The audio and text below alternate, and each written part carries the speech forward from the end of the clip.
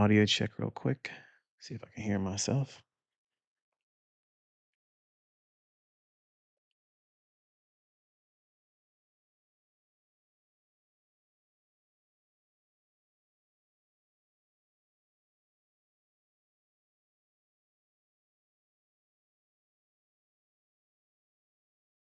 All right.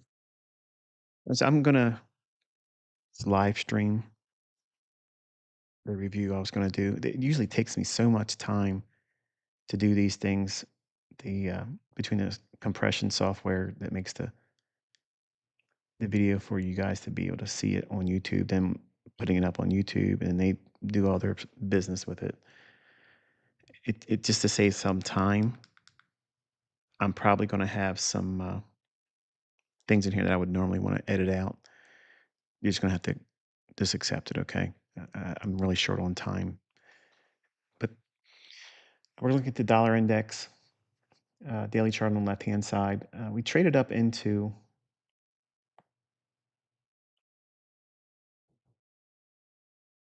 nothing here is going to be time sensitive, so don't be upset with me if you don't get the alert from YouTube or I didn't tweet it or something to that effect. It's just for my benefit to get it done quickly. But we have a old buy-side balance, sell-side efficiency, and that's we're stuck inside that right now. So it hasn't really done much in regards to moving beyond that. There's buy side resting here, and then there is the consequent encroachment of the suspension block in here. We already traded there, so any movement back down in would be problematic in my opinion because we've already done enough in here for the suspension block to yield its help in terms of supporting prices ended up into higher prices. So I don't want to personally see if dollar stays firm. I don't want to see this area in here give up the ghost. I don't want to see anything traded down below consequent encouragement. I don't even want to see it trade back to it at all. Now, can it touch the lower quadrant of that daily buy side balance sell side efficiency that's shaded in pink here? Can it do that? Sure can. But I'd prefer it not do that like it's done so far. See how it's come down real low to it, but it hasn't done the actual touch. So that's good. And you're going to hear my puppies in the background because Piper's outside right behind me and she's wanting me to go outside and play with her. She's her little squeaky toy. So I can't do anything about that. These are all things I would usually pause the video and edit it all out, but I can't. I don't have the luxury of doing that today. So here's the business on the 5-minute chart dollar index. And we came down, cleared some sell side here, there, rallied up. We had a breaker that's normally a bearish structure when it's like this. And when we trade above it, it acts as an inversion breaker. We see that traded here. And they left relative equal highs up here. So this to me, you know, it's kind of tricky to be honest with you because we have these on the buy side, but we also have the sell side down here. So that's why I'm telling you, dollar index is kind of like it can go either way, and either side getting hit here or here could send it the other direction to get the opposite liquidity. I'll give you an example of what I mean by that. It could come down here, take this liquidity, and then come all the way back up and take that. Or it can come up here and grab that and then go down here. So it's kind of like a if then. If it does this, then I'll do that. If it does that, then I'll do this. So I don't trade dollar index, but right now with all the things that's going on around the world, I'm surprised that dollar is where it's at right now. To be honest with you, with gold, surging above 4,000, plus, it's just well, it's a little against the grain for a dollar to be performing like it's doing here. I would expect it to be in a smaller consolidation or trading lower. That's what I would expect, but it's not doing that, which is in a way kind of like a decoupling.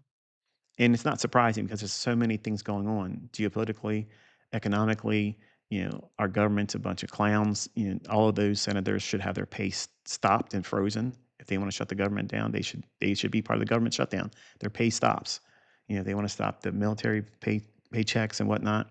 The federal employees, if they get the pay cut stopped, then the senators should have to stop. And then we'd probably get things done. But there's so many things going on.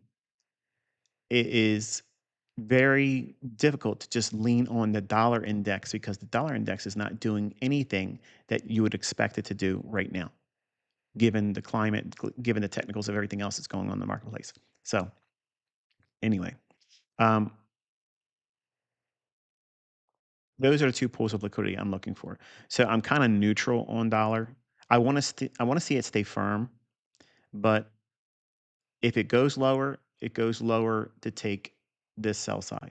And that's the only interest I'd have. If it goes down below that and then really starts to fall out of bed, then I think that we'll probably see all-time highs resume in equities.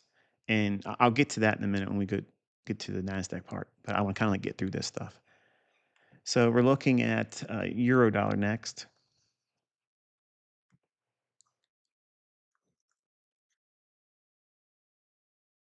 All of this is just my opinion. So none of this should be used for trading purposes or anything like that.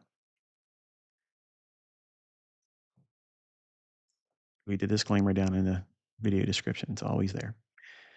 So the business here on the euro dollar, we had a buy side balance, sell side efficiency. I sent these charts in the levels I was interested in on Telegram this morning because I started thinking to myself, like, if I don't share the levels I'm interested in beforehand, it won't have the same impact I hope would have when I shared the analysis, or not the analysis, but the call out on NASDAQ on X. So if you're not following me on X, I'll do my best to try to remember to put the link to the post I'm going to refer to here in this discussion.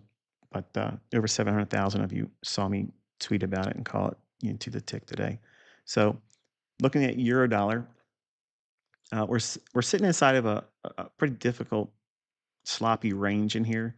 I think personally, because we've made it jagged on the upside here, a deeper retracement down into this buy side and balance, sell side efficiency is warranted. I think it would be helpful, but reverse the script for a second. Play devil's advocate in your own analysis. And this is what I like to do. If I'm wrong, how would I be wrong? And what would it be going for if I'm wrong? Well, we have relative equal highs and that are real smooth. And that's really sold the idea that that's strong what? Retail resistance. And you can already see they're trying to muscle their way up in there. So we dug down into this buy side and balance, sell side efficiency on the daily charts already. And if we can muster the strength to get back above the immediate rebalance I showed here on the daily chart, it's trading at essentially the 116.49. So that's above these, obviously. So if it runs that and goes above and closes on closing based on the daily chart above the immediate rebalance, then we're probably looking at some kind of internal shift that would potentially send dollar lower or stay in a very narrow consolidation, permitting the euro and cable and other FX pairs to move without its participation, as you would expect it to be the opposite. Whatever the currency like euro, cable, yen, whatever, they would go one direction and dollar would go the other. That's the normal dichotomy between them, but it's not always like that. Sometimes the dollar is held and then the other currencies are allowed to move around. And when it's like that, you will see the crosses like euro pound, euro yen, Aussie yen, all the non-dollar based currency pairs, they will do exceedingly well. They'll have a whole lot more movement and they'll have freedom to allow the market to do whatever, wherever it wants to go, it'll go there quickly and it'll do it dynamically, all the while the dollar index doesn't do anything at all, which sometimes is confusing for someone that's trying to trade Forex, but that's a condition that can happen in the marketplace. So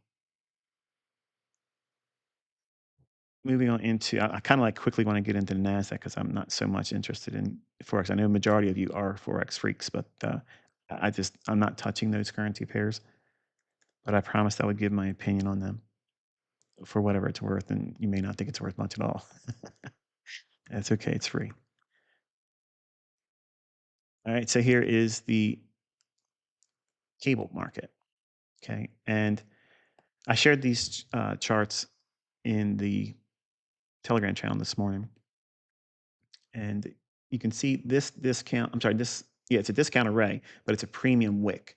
So when price is up here and it's trading down, the natural tendency is to think, okay, well, classic support and resistance theory would be this down here is where they would expect price to trade down to that low and then bounce or break below it, retest, and keep going lower. I'm not supporting resistance. School of thought from ICT would be while you're up here, it might want to trade down to this candlestick's open, which is to change in the state of delivery for the order block's furthest discount candle. This is the lowest one in the series of all these down close candles. So that would be a change in the state of delivery. It would be reasonable to expect that, but I'm not. If I'm looking for lower prices, I would look for that as like a speed bump, maybe a mile marker, but I would want to see it then get into this wick. Okay, so that's the reason why I shared these levels in here, and also this one. This would be the one that you would use. Let me bring it a little bit wider so you can see it. I know some of you guys complain, but you should be able to zoom in on the playback. If not, I don't know why you wouldn't be able to. But here is the premium wick. When price is up here and it's trading down, that's going to act as a inversion. So if it's premium on the candlestick, but price is above it, the algorithm will see that as a discount array. And we treat wicks like gaps. So in full theory, it would look like this. All levels for this. And I'm just going to take this one off just for clarity's sake. There might be a little too many things on the chart for you to follow along. But in here, this premium wick is a level that the market will draw into when price is above it. So if market price is above this specific candlestick, and you're probably thinking, well, why am I using this one and not this one? Because isn't this the tallest one, the highest one? It is, but you got to think in terms of when prices are high and the market price is above every PD array that you would have indicated on your chart. This is the lowest wick. So this would be the most in terms of a premium wick, every wick above the candlestick's body. This would be the candlestick that you would, or I would rather, anticipate reaching down into if there is no interest at all trading to consequent, I'm sorry, change the state of delivery. See, that would have been an edit point right there. The opening of this price here would be the change the state of delivery. So for order block PD array, that would be the level to draw to. But what happens if it doesn't want to go down there? Then you have to consider every one of these wicks. And since there's a series of them, you want to concern yourself with what's the lowest one it could trade to. And that's this one here. There's nothing wrong with grading this wick here. And if you do it, you'll see there's levels that it's tapping and using. But in terms of a D retracement moving lower, my eye goes right here because that's going to be treated as a gap. Moving over to market price now, you can see we traded down to the lowest quadrant, but not the low of that wick. Piper's really trying to get my attention. I'm not sure if you guys can hear her squeaky toy, but it's driving me nuts. But here's the open of that candlestick, and it's this price here, but the lower quadrant, not the high, not the upper quadrant, not the consequent encroachment, but the lower quadrant level at 1.32495, that level there is exactly what you see delivered to here. And price rallied above, and then we use the high of that wick right there, which is at 1.32822, hits it here, and then it rallies and it's starting to run back up. So looking at these highs here, we have potentially a high probability candidate for drawing liquidity because we have the lower high to the right than that one. So your buy side should be drawn on at around the 133.70 level or thereabouts. And then your sell side would obviously be the low here and then into this candlestick's open. And then you would grade that wick down here if it starts to break down lower. But we've had several attempts now. We hit the high of it, this wick here. We hit that one. We went to the upper quadrant, failed to get to consequent encroachment, and then we went through consequent encroachment and went right to the lower quadrant of that one there. And this is a lot of give back. So if I were short, I'd be concerned because we've already done enough reaching down here. So where it's at now, it's concern for short-term bearishness. Gold. I said I would talk about that this week. And let's do that now. I shared again these charts. Let's see. Z is the contract month, delivery December. And you can do everything I'm showing you here. Everything I'm showing you with the futures contract for gold when you're tape reading. We're not trading. I'm not giving you trade advice. I'm not giving you investment advice. I'm not telling you to buy or sell anything. But when you're looking at your levels in relationship to what I'm showing you here on the futures contract, pull up the symbol GCZ2025, like you just watched me do here. And then if you are a CFD trader, if you're outside the United States, because we're not allowed legally to trade them in the US, but I know there's a lot of you that are students around the world that you don't have the luxury of trading the futures contract unless you're trading these funded account companies, which you're still not trading the futures contract anyway. You're in a demo account. But in deference to the folks that are trading CFDs, you want to match up the time candle that I'm anchoring to on the futures contract. Everything I'm showing you here, match that up to the time candle for your CFD. So XAU USD, for instance, if that's what you're going to be trading with, or not trading with, but you doing your analysis and studying with, that would be how you match this up. Okay. So everything I'm going to show you here, you do the same thing that way. I gave you some hints the other day about using the same times that I use for regular trading hours for equities, and we'll cover a little bit more detail about that in a moment. But the daily chart here on the left-hand side, you see we had a buy side imbalance, sell side efficiency is shaded in blue.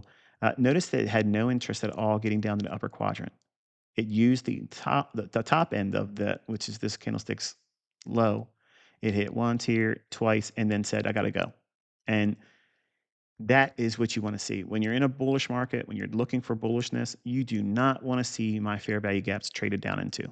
You don't want to see them go to their quadrants. You certainly don't want to see them go to consequent encroachment. You don't want to see them completely close in. There's so many people out there that think that, I want every inefficiency closed in or it must close in. That's not what I taught. I'm not Chris Laurie. That's what Chris Laurie teaches. That stuff is flawed logic. You have to have inefficiencies left open to indicate what? Strength. And if you're bullish, you want to see inefficiencies not be offered as a fulfillment lower. Because if the premium is real and it's an instrument that is technically undervalued, why would they offer the discount price? They wouldn't. If you had the hottest thing right now, that everybody wanted to buy at Christmas time, would you offer sale prices on it? No. You're going to keep increasing the price higher, higher, higher. Well, that's what the algorithm does. It just keeps offering higher price. And everybody's doing market orders all the time. There's someone out there doing a market order all the time. That's why when I tell you, stop looking at these DOMs, these depth of markets, these ladders, these level 2 things. There's no advantage in that because the same number of contracts above the marketplace price and below, it's a bracket. There's no advantage. There's no imbalance at all. There's the same number of contracts spread across everything, okay, if you look at it that way. And the only thing you have is a religion believing that that has some kind of insight that's yielding to you the prognostication that you hope it has. And it's just an illusion. Now, when we're looking at inefficiencies like this, we want to see price literally stay open. Because if the inefficiencies can stay open or fail to even touch the quadrant levels and it starts to rally, man, if you're long, that's when you want to start adding to your longs. You want to build in larger positions. That means every time you have a short-term retracement, anything intraday, you want to build that position up, build it up, build it up, build it up, because it's already indicating strength. And if you go back and look at what I said on X, well, if you've been with me for a long time, back in 2016, before Trump was even elected, I said that we would see 3,000, 4,000, and as much as 5,000 gold. And go back. If you're a student of mine, you have all these things in recording. I don't need to find them. You have them. And people were laughing. When I was saying those things, I said, listen, before Trump even got elected, I said he's going to be elected, and they're going to use him as a fall guy. He's going to get the blame for everything, everything. Now, the only thing I was wrong about was his first term. They didn't do it. They built this division between everybody, and I'm getting somewhere with this, but they built this division and they made teams: Team Trump, Team non-Trump. and I'm indifferent. I'm neither.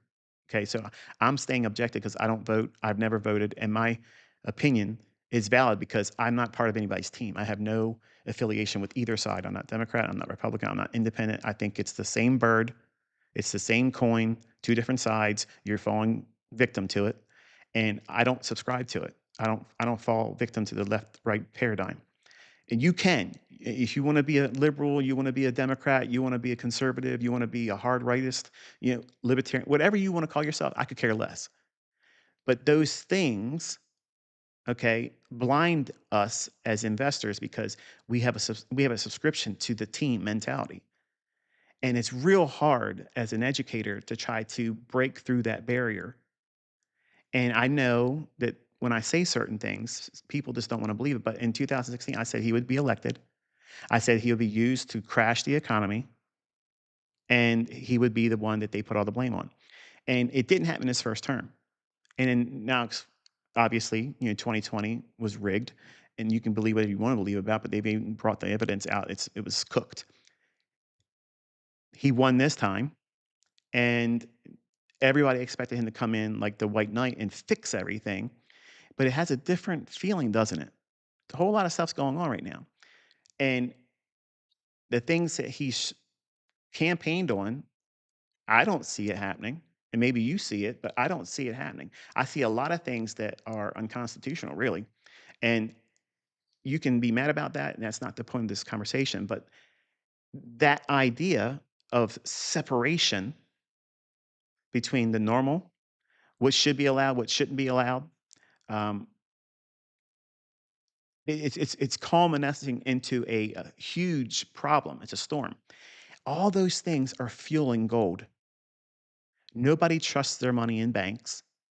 Nobody trusts their money just sitting in like money market or CDs because you're not getting any interest.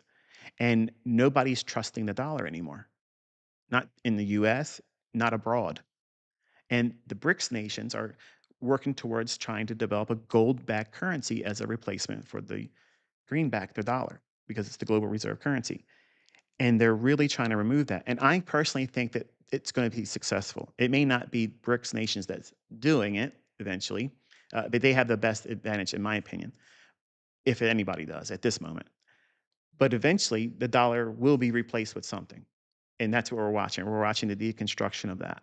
And all those things is what I talked about in 2016 before he even got elected. And look around, it's happening. I said we'd see military in our streets. We're seeing military in our streets. We're going to see worse things than that. And all of that uncertainty is putting more emphasis on securing it, money, wealth, in gold. And silver is the poor man's gold. And we have just breached the Hunt brothers debacle where they cornered the market a couple decades ago. It was before I started trading, but we're in all time highs there too. And that market can go anywhere, man. Like you have no idea where silver can go. I don't know where it can go.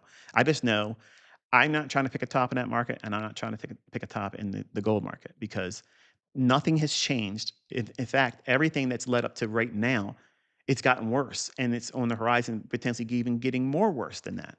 So I'm not trying to be a Debbie Doomer gloomer, but as an investor, you have to be able to weigh these things and not lose your mind over the emotional sides of it.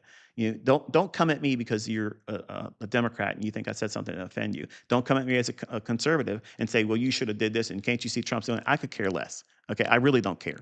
I'm not going to lose any sleep over it. I don't care if oil goes to $250 a barrel. I'm still going to drive 8-cylinder cars. I'm going to drive vets. None of this is going to affect me. It's not going to affect me. Okay, I will find a way to outpace all their bullshit. I ain't worried about it. But the point is if you're trying to learn how to do this, you have to have a perception that's outside the normal realm of retail. And even if you understood an imbalance in price action, even if you understood, um, you know, valuation and price action, leaving inefficiencies open like this is exactly what you want to see if you're bullish. And when prices is going lower, if it's leaving inefficiencies open and doesn't come back up into them, if it can't even touch the lower quadrant when you're bearish, that's really bearish. Well, in the same sense here, just reversing it, when it's bullish like this, we don't even want to see it trade down in the upper quadrant. And it doesn't do that. And go back and look at the tweet. I just said it a little while ago. So we're going to see 4,000, and I don't see it stopping there. I see 5,000 gold easy. Like I see it. It's no reason for it not to be there. Uh, There there's a ton of people that want Bitcoin to go to a million. Okay, and if Bitcoin was supposed to be this isolation from fiat, then it should have never had what it had happened to it last Friday. And you can hate me all you want about that, but that's just the truth. That's when it should have went straight up and did another quarter, you know, whatever percentage you want to call it, just had an extrapolated move. That's what it should have been. That's what it was sold to you as the public. You're believing that's what it's supposed to do. Well, it didn't do any of that, did it? And I know people now that lost fortunes in that trash. And literally, some of them, I don't know these people, but some of them out there that have traded big time, they don't even live anymore. They killed themselves. Now think about that. That's nuts. You're over leveraged, your expectations are too high, you're punch drunk, and you don't want to see it any other way. These markets right now, all of them are in conditions that could literally wipe you out. And I know a lot of you listening are playing these demo accounts because you're trading in funded account companies, which it's not even real money. And you think, what's the worst could happen? Well, in certain respects, I guess I can agree with you there. You're only gonna have to pay whatever you pay to reset or what you pay per month to keep the accounts open. But you shouldn't be going hog wild and going in here and trying to, bet the farm on everything, expecting big, lottery wins. Don't do that. You need to have rule-based ideas and things that lean on that you can trust. And one of the things that I found the most trust in is when my fair value gaps form in price action. If they can't draw price down into them and I'm bullish, I'm wildly bullish then. Like I'm really bullish. And every indication post fair value gap not being traded into like it does here, everything past that on an intraday that's a discount array should be considered as a reason to go higher. And you can see the price action here. It's just a straight run up. They're not letting this thing go down. They don't want it to go down, and they've already indicated down here that it shouldn't because it's kept at bay. It won't go to a discount when this inefficiency right here. Let me move this over so you can see a little bit easier. This candlestick's low. This candlestick's high. In between those 2 points, this candle's high. That candlestick's low. This portion of price action should have. It should have carried the market down to at least half and then rally. That's a normal bullish market. That's normal. Can it come all the way down, fill that in, and go up? Yes, it can do that. But when it does that, I'm far less bullish on the marketplace. I would want something after it closes the fair value gap in. I would want something over here, create a new shift in market structure on a smaller time frame, and then look for the same event where it doesn't fill in a fair value gap. And then I would resume going in looking for longs. I don't like to trade a full closure of a fair value gap. I like to do that when I'm short. And if it trades down here, that's where I'm trying to take profits. But I do not like to buy a full closure of a fair value gap when it's a buy side and balance, sell side efficiency, and I'm bullish. I don't ever want to go in there and do that. Look at my trades. Do you ever see me executing like that? It's never happening, folks. It's never happening. You learn more from studying my executions than trying to come up with these hypothetical, he's doing this, he's doing that. Just look at what I'm doing. I mean, look at where I'm entering. I'm entering at the best places at the best time, and I'm looking at areas where they don't fully close in, or I'm entering just after that's occurred. That's like the biggest tip and hint I could give you as a smart money operator. Like I'm telling you, literally, that is worth its weight in gold. Nobody talks about that. They all want to see these closures. That's not what I've never taught that.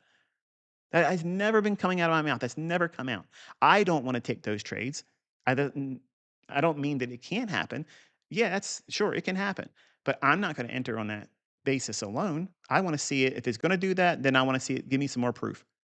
Then it needs to climb to the upper half of that inefficiency. Then give me some kind of a smaller 1 minute, 5 minute time frame, shift in market structure where it gives another fractal form of this bigger buy side and balance, sell side efficiency, just done on a smaller time frame. And then if it can fail to fill in that one, then I'll start going in there and following order flow that way. But you just can't go in here and just simply say, well, there's an inefficiency and I'm going to get real, real bullish once it goes there and I'm going to buy that. Because think about it. If it's going to go higher and you want to be in markets that want to go higher, if you're bullish, and if you want to be in a bullish market, you want to be in a bullish market that's going to take off and just run and run and run. If you ain't seeing signatures like this in price action, you don't have an A plus situation where you're buying strength, really. You're just going in there buying something that is no different than support resistance. You don't know if this is going to come down to that low of that fair value gap and bounce. In fact, I'll go so far as to say this. When it does that, I'm admitting to you, when it closes the fair value gap in, I don't know. I don't know if it's going to stop there and go higher, which is exactly why I gave the rules that I give you. I want to see it not fill it. But if I'm in a long and I have a stop loss that's maybe at consequent encroachment or tick below it, and it starts trading below the upper quadrant, I'll kill that trade. And then I'll wait for it to come down and do whatever business it's going to do. And I'll take that loss. It's literally just like paying an insurance premium. That's all it is you're paying an insurance premium. I'm ensuring that I'm not going to sit in a larger loss, but I'm protecting myself and I'm guarding my mental capital. And then I'll wait for what I would rather see is that to show me a willingness to come out of that. If it goes in the lower half, it needs to come back out of that and then give me some supporting structure in a lower time frame where it does the same thing here, a buy side and balance, sell side efficiency that does not fill in on a lower time frame. Then I'll hop back on and start building my position up with half the position I took as an initial loss in here, absorbing that because maybe I got a bad read on it. Maybe I was a little too overzealous or whatever. But I don't ever want to be buying full closure of a fair value gap. I don't want that. I want to see them stay open. And in certain respects, that's why you see these nitwits on the internet. When I first started teaching fair value gaps, they would say, "Oh, look, it failed here. Look, it didn't go down there." It rallied. They don't even realize that's exactly what. That's the best case scenario, and it just goes to show you, if you listen to morons, you're going to get moron advice. Seriously. And there's so many morons on the internet right now looking for 5-second fame. They just want to seem like they know something. And that's the state of affairs all around the world right now. Everybody's looking for some kind of validation. Coming here to this community, just plug in and be a part of it. Nobody's trying to be better than anybody else. I'm not trying to be some cult leader. I'm just hanging out with you and sharing for free things that I know work, and I prove it to you. I prove it to you, and it costs you nothing. I tell you before it happens, and it works out perfectly. What better situation would you want? There is no better situation. Okay, but if you come here and you put blinders on, or you have selective hearing, or you want to teach yourself from hearing me teach, and you want to cherry pick certain things out of, oh, yeah, it makes sense to me there, but I'm not going to use what he said there because I don't believe that. I'm not telling you lies. I'm not telling you things that aren't factual. I'm telling you things that you can put you, well, let me hold that phrase there. You can bet your bottom dollar if a demo account, quote unquote, that what I'm telling you is the market gospel. Because when I say it, you see it in price. And there's no better indication than that. So when we're tape reading, when I'm telling you over price action, watch this, watch that, this is what's going to do. You want to see this. When it's doing that, it's the same thing I'm outlining here. So when we saw this buy side balance sell side inefficiency, BISI, fair value gap, this is the biggest opportunity to see how much strength does gold really have. And this is not limited to just gold. You want to use this same concept anytime you're bullish. Anytime you are bullish on any market, if there's an inefficiency that's visual in the price action, you want to see what's being shown here. An inability for price to get down there. You want it to say, no, ICT. Nah, man. You don't get VIP seating today. I'm going higher. That's exactly what I want. That's exactly what you want. That's exactly what a trader that's going long or wants to be bullish on a particular instrument, that's what we want to see. But you, in your limited understanding, when you come to me, you'll see that as I missed a trade It didn't give me what I wanted because I wanted to buy consequent encroachment or upper quadrant, and it starts to run away. Well, if it's showing it on a daily chart, all you have to do is drop down to an hourly chart, a 15-minute chart, or anything less than, and look for anything that's bullish at the right time of day. Macro times, you saw that probably in the notes. It's staring you in your face right here. We'll cover it in a minute. Those factors, when they come together, it's just like the puzzle pieces fall exactly how they should be. They dovetail nicely, and then you're on board. It doesn't mean you're gonna do it perfectly, you never have a losing trade. I'm just saying that this is what I do when I'm following a market that I'm primarily bullish on. There's lots of times when a market's really, really strong or really, really weak, I missed the best entry I was hoping for because it never even gave me that price. So how can that be a matter of skill? It's not a matter of skill not being on par. It means that if the price would have went there, I would have got that fill. But the fill wasn't offered to the market at all. Nobody was even given that price. So nobody was given upper quadrant, not consequent encouragement. It just went just below the high of that, which is this candlestick's low. So I really want to beat that in your head because a lot of people are asking me, talk about gold, talk about gold, talk about gold. Gold's doing nothing different than any other market's doing. It's following the same stuff I teach. But you have to carry yourself differently with this market because it wants to go up. And there was a young man I think it was last fall or the beginning of this year, really, really young guy. He was on Twitter going at everybody. He was short and gold, short and gold, short and gold. And I was like, "What in the world, dude? Like, you I know he's wasted now. He probably deleted his channel off of social media because it literally would have killed anybody. Like, there's no way that nobody would have survived what he was trying to do with even with a demo account. Like, every demo account that you could have ever had would have been dusted and destroyed. But gold's doing nothing different. It still does the same things, but here's the caveat to this, okay? Gold is so manipulated. It's so suppressed. They do not let this market go to its real valuation. If it were, if it really was allowed to be at its real valuation, it would put Bitcoin on welfare because it's the world's currency. It's the world's money. Gold. Gold. Only in the Bible it will it talks about in Revelation, they're going to throw gold and silver in the streets because it will not save them. You know, we might see that day. But right now, it's money. Right now, it's undervalued. Even after what you've seen it do, it's still undervalued. Does that mean it can't have vicious retracements? Sure, it can have it can have a really wild retracement, but it doesn't change the fact that historically, you looking forward from base where it came from and where it really should be on valuation, it's extremely too cheap. The problem is can you afford to buy it at the levels you're looking at right now and weather any kind of retracement?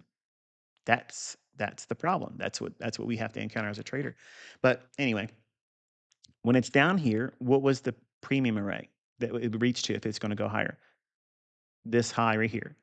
Since this is the highest wick compared to that one, this premium array, when price is down here, if it's going to draw up to this high, before it takes that high, we want to know what levels this wick offers in terms of grading it. So we have the low, which is the close of that candle, the lower quadrant, consequent encroachment midpoint, upper quadrant, and then the high of that wick. And these levels are being shown here. Now watch, I'm going to give you a tip, okay? I'm going to say this, and people will still watch this video and ask, what's the benefit of knowing this? What's the benefit? And I will say this part to you right now, and it'll go over hundreds of people's head because you're not listening to learn.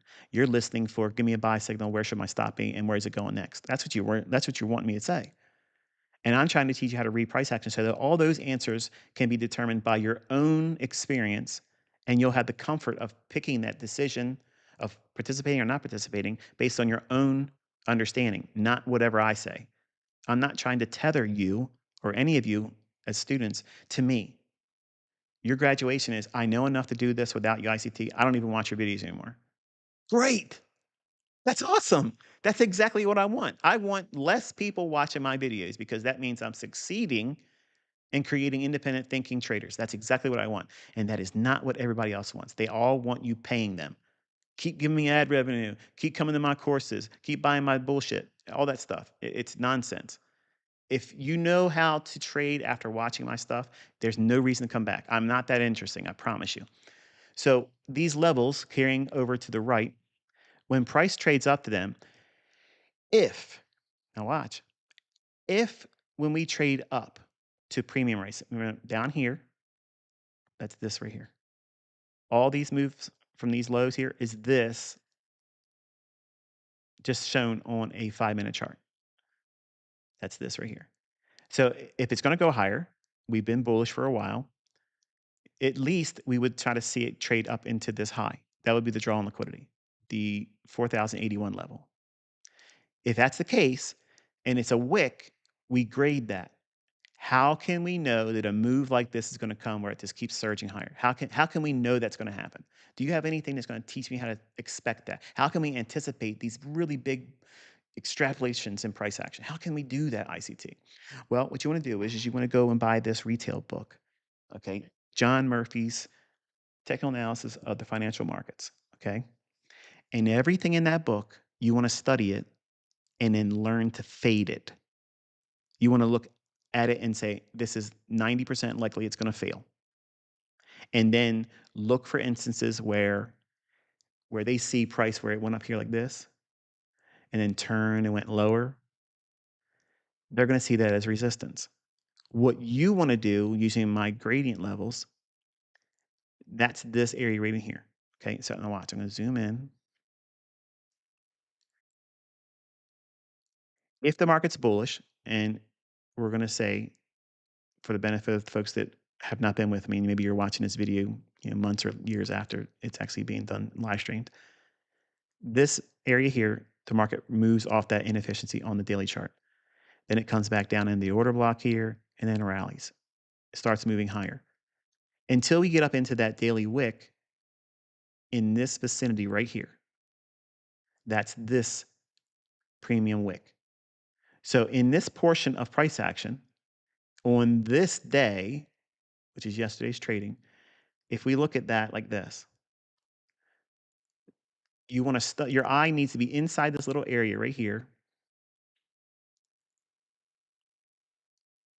As soon as we enter that, you want to study how is price reacting when it gets to every quadrant and consequent encroachment level. Here's the tip, okay? If it can trade through the quadrant levels and it doesn't stop, like see how this right here went right to it and stopped and went lower? If you see that at anything like the consequent encroachment or the lower quadrant, and there's no bodies in the upper half or above the consequent encroachment level, then this is probably going to have a turtle soup scenario. In other words, it's going to come back down and maybe come back into this inefficiency. Okay. Now here's the $1 million concept. Okay. This what I'm gonna show you and tell you about right now is how ICT literally knows how to hold on to these big runners.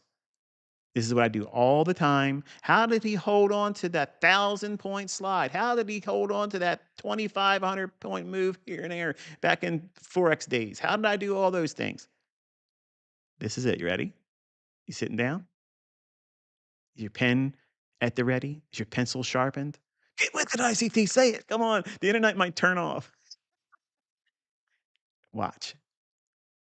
The quadrant here, while we're bullish, the body was laid over top of it. And then we had this deep retracement. The only thing it went down to is this volume imbalance to that volume imbalance, which is what? I just taught it to you. Suspension block. It comes down to it here and then rallies up. The bodies stop below the upper quadrant, but reference that wick. It's above this candle's high, and it pierced. It's colored above the upper quadrant. So anything like this is consolidation in here. For you retail ricks that like to trade bull flags and bear flags, this is when your bull flags will work because it's indicating the quadrants are being colored above. It's exploring above it. Discovery is permitted in price above the quadrants, and they're not stopping price. They're coloring above them and then coming back in. They're going above them and then coming back in. But if you look real close, the quadrants are supporting it as a discount. Below, look at the open on that candle there. They wick just a little bit above it here. All of this consolidation around it. Look at the bodies coalescing around that. Consequent encroachment. We stop it here, trade back down in, and then boom, they let the cork out of the bottle. Bang, it's gone. And if it's doing that in a market that's really bullish after creating something like this, where we have a big buy side imbalance, sell side efficiency that doesn't even trade to its upper quadrant, man, you have a javelin. Like this thing is leaving. It's got someplace to go, and it ain't going to wait around for you. And that's when you see it release here. And this is one of those instances where it leaves the um, the area of focus, which is this premium wick. But when it trades above it, this premium wick acts as what? Is now a discount array. So the bodies are laying right on top of the high of it, and then they just start just letting it go higher. In your charts that I shared this morning in Telegram, you see me do this. This is the ICT New York open kill zone, 7 o'clock to 10 o'clock in the morning for all markets. You can do all. You don't need to trade London. You don't need to trade equities opening. You don't need to trade a PM session. You don't need to trade Asia. You don't do any of that. You can make your entire career just with this. How can I do that, ICT? That's exactly what I want to do. Glad you asked. Swing low. Market drops down, clears the sell side, and then leaves. What's this up here? What's this high versus this one? High probability candidate for what? A run on liquidity. So if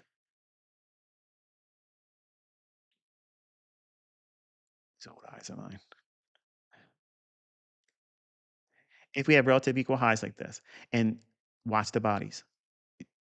Did we really do the business of laying a body over top of that high? This was just a small little shallow run.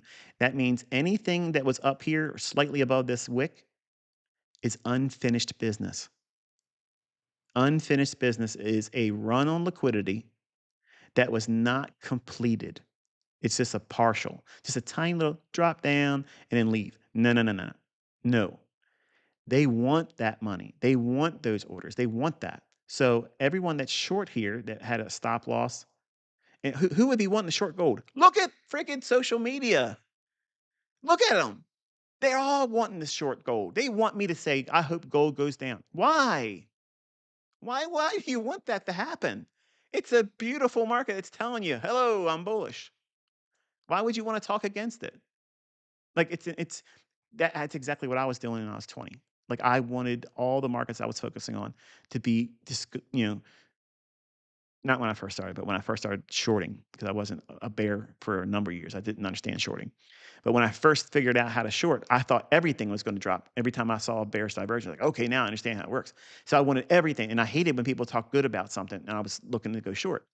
And that's a sign of infancy. Like you're not equipped. You don't know what you're doing. If anything I say or anyone else says about a market that you hope goes one way or the other, and you lose your mind over that, just get off of social media because you're not properly equipped to be a trader, and you're not really in the right state of mind to be engaging and having any kind of discourse with other people. Because a real trader doesn't give two shits what the other person thinks about their market or their trade, or how much they make, how much they didn't make. We don't care. We don't care. Nobody cares what anybody else is doing when you're successful. Now, I like seeing other people successful, but that's a hindrance for someone that's developing. But if you have a buy side liquidity pool that's framed properly, as I give you, this is the right high needs to be lower than the high to the left of it. And when it's a buy side imbalance, sell side efficiency, I'm sorry, buy side liquidity pool, see, that would have been an edit point right there. I would usually hit control and then M, and that would create a little marker for my timeline. And I'd go back and listen for that part and I'd clean it up. Well, I'm out here with a no safety net. So everything I mess up and say, it's there and I can't erase it, kind of like Twitter. But a low and a higher low to the right of it, that would be a candidate for what? It's a high probability candidate for sell side liquidity pool being purged. But if the market's bullish, you don't look at that like that. But if the market's bullish and it's left this, you want to see bodies plunge its way up into that. But look what they've only did what? The wick. And then it drops down. And there's people out there, looking at ICU candlestick method. You try to trade this garbage, you're going to end up in an intensive care unit trying to trade with that trash. The, and you know what I'm talking about. The market did not leave a body out there. So it's dropping down. So they're going to see that as, oh, it's a short. And the only thing it's doing is dropping down into a discount array, order block, rallies up, clears it, and then leaves the body right there. That's officially running the liquidity here. But if we look at it on a 1 minute chart, which if I do that, then I have to toggle move on thing. Just look at this area right here. Look at your 5 minute chart at 8:15 a.m. Look at it on a 1 minute chart, and you'll see what that rectangle is there. But it rallies up, and that right there, this run from here to here, that's all your model needs to be, and you don't need a job. Let me say it again, slower. If you know how to frame this setup, which is something I taught in high probability short term trading and scalping, it's a couple videos. You don't even need to spend that much time doing anything with it. But then studying it, these setups appear every single day. Every single day. Every single trading day. This appears every day. And it occurs every single New York open kill zone. It may not be a long, it may be a short, but it's always there. You need to know where the draw on liquidity is. How can I do that? Give me a bias. Tell me how to do. You seem like you're very giving today. Well, if you're bullish because you have something like this, seeing a situation like this is a loaded deal, easy. Like it's a no-brainer. Or as Larry Williams would say in his 70s book, this is a lead pipe cinch trade. The first time I saw that in this book, I'm like, what does that even mean? Like, what does that mean? What's a lead pipe? It's so easy. It's like taking a lead pipe and smashing it in the head. Like there's no defense against it. It's easy. It's like bringing a gun to a rubber band matchup. Like you're going to fight somebody, but they're going to sting you with a rubber band, and you got a Glock, fully loaded with hollow point. Who's going to win that? It's obvious, right? It's so outmatched. Well, in my pursuit of finding the best of setups and framing it, that's why my stuff is so good, because I've spent my entire life looking for that stuff.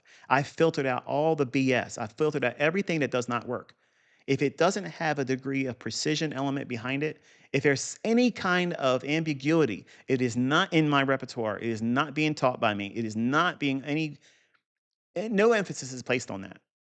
And that is many times what makes me offensive to most people, because they believe in their religion of what they think their indicators, their hero that they taught them, or maybe he's passed on and he's moved on in the afterlife. But they subscribe to these views when what I teach and I show and I can do and my students do, we rip this shit out of everything. There's nothing out there like this. There's nothing, literally nothing like this.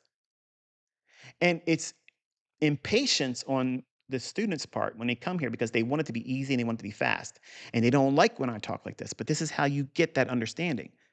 You have to know why you're looking at this. What's the benefit? How should I look at it? When should I expect it? Notice I'm teaching you time. I'm always talking about time. Notice I'm also talking about psychology and the right way of thinking about it. Every time I talk, I'm doing that. But you're looking for buzzwords and you're looking for how you think you should learn. And that's someone that's a self-taught mentality. And you can go out there and try to teach yourself trading, but you're going to come back to me because you didn't learn well. You won't be able to teach yourself. How are you going to teach somebody when you're ignorant? And if there's somebody you're trying to teach is yourself, you're literally saying that your ego is telling you that you know enough to know how you should be taught. Then don't watch me. Don't watch anybody. But no one's going to give you the skinny like this. They may give an opinion, but I'm telling you before the fact.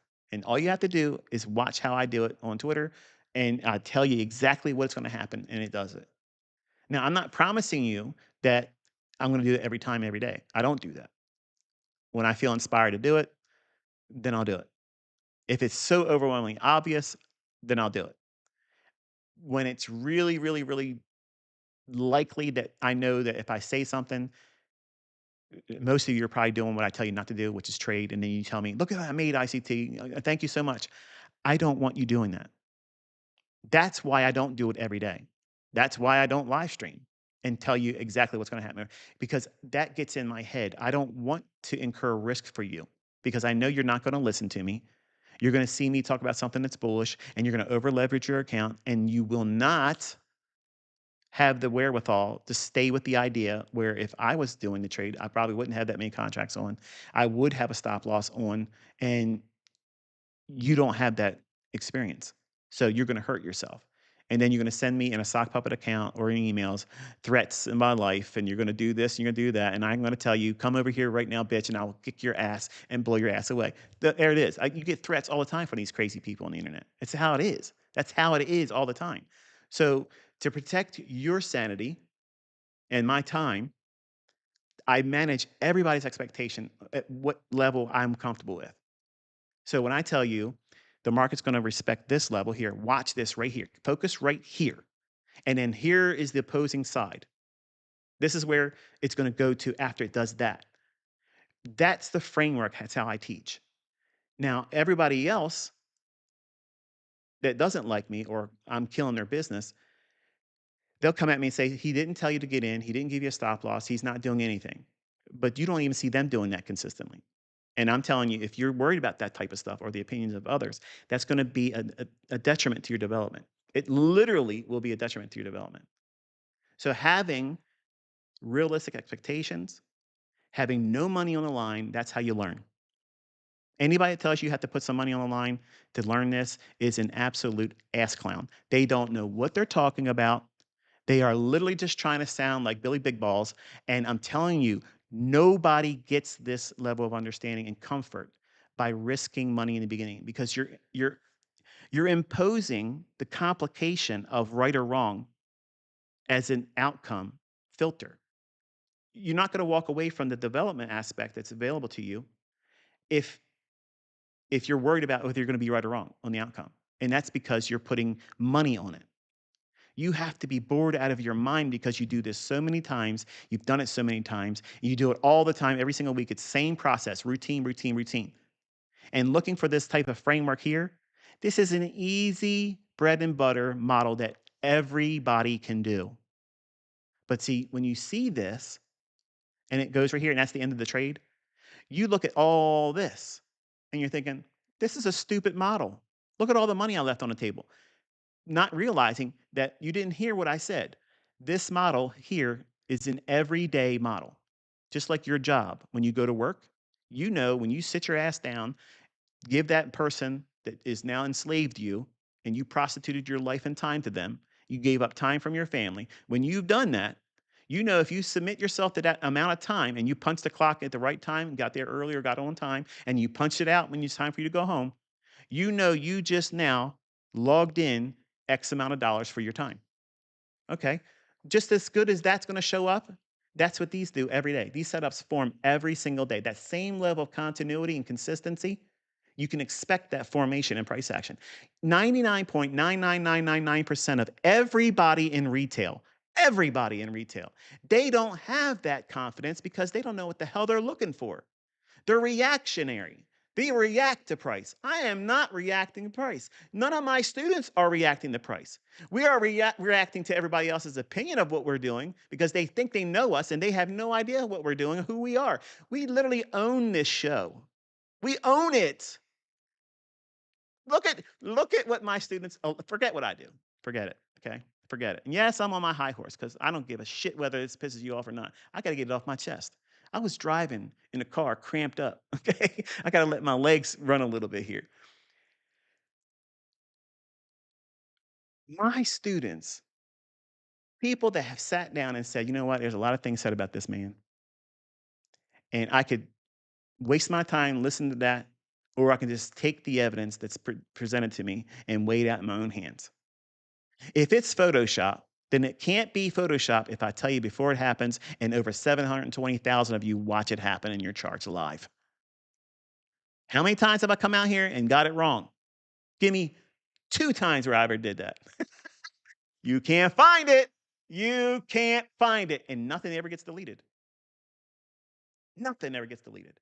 And now, see, you watch me because I'm the one man show, but I have so many students out there that are doing it too. They're doing it too, and they are growing. They're going to become pillars in this community, not my personal community, but the community as a trading industry. They will be pillars.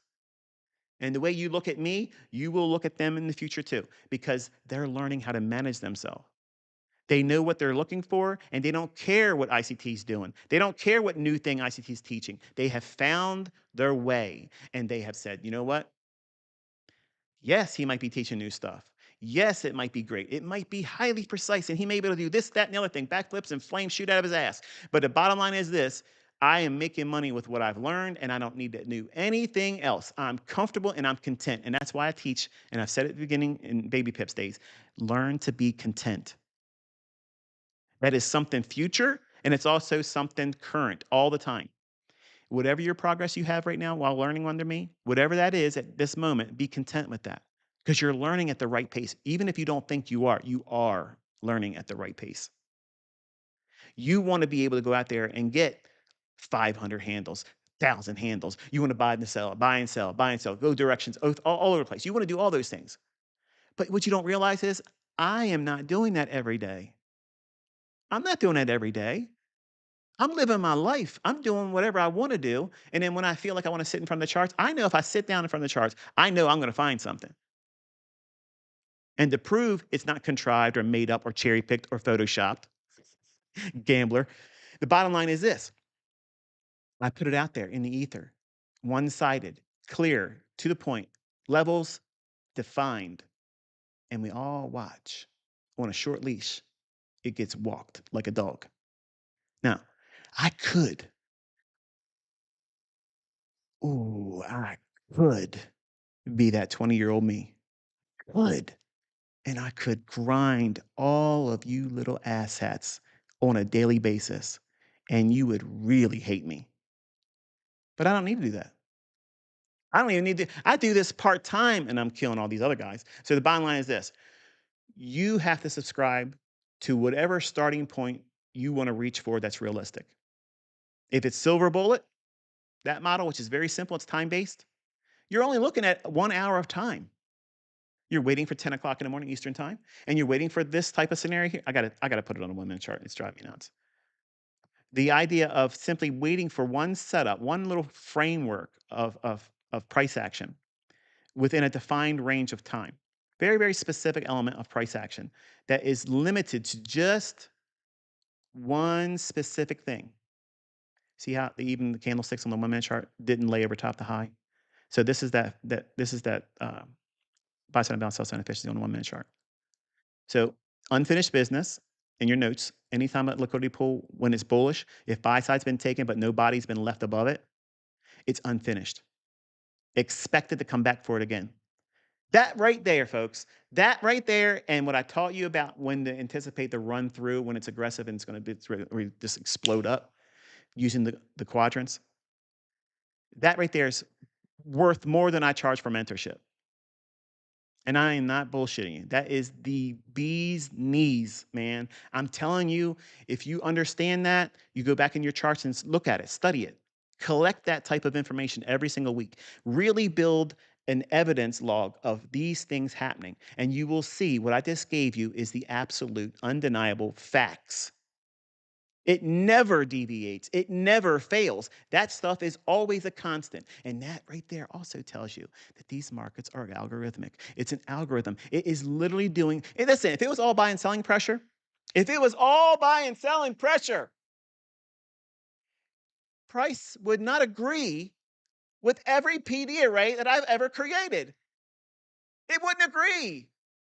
They would not be dancing on the rhythm and the stepping stones that my PD arrays give it.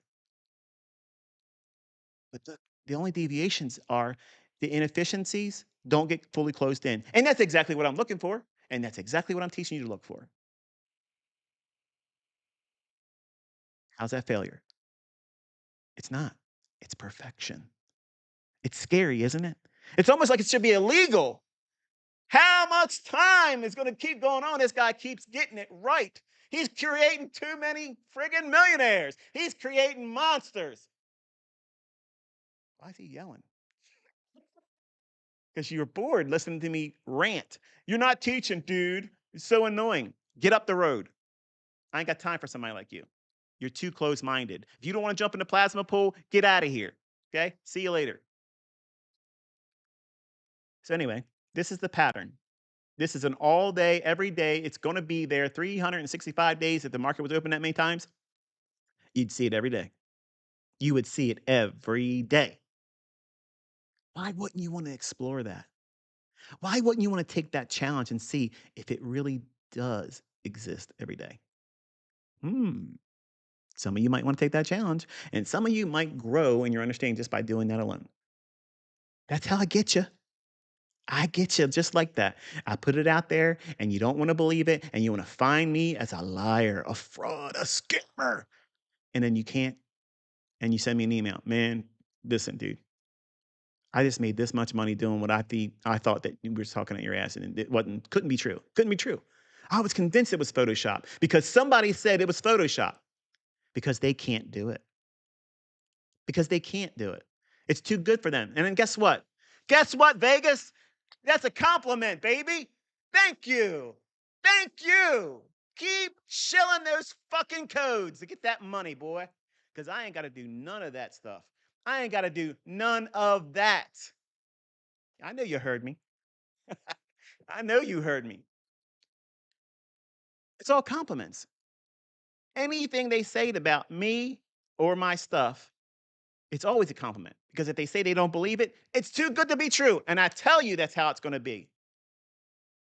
When it's in your own hands, your friends and your coworkers are not going to understand the bounce in your fucking step when you're walking through, knowing that your time here is going to be short and sweet, and you're going on the road. You're going places. You're not staying at that job. You're not staying there. That's not where you're supposed to be. But that's a right now need. You have to pay your bills. That has to happen. But when you know that this is in your hands and you can make it work and you see it working daily, man, there's a spring.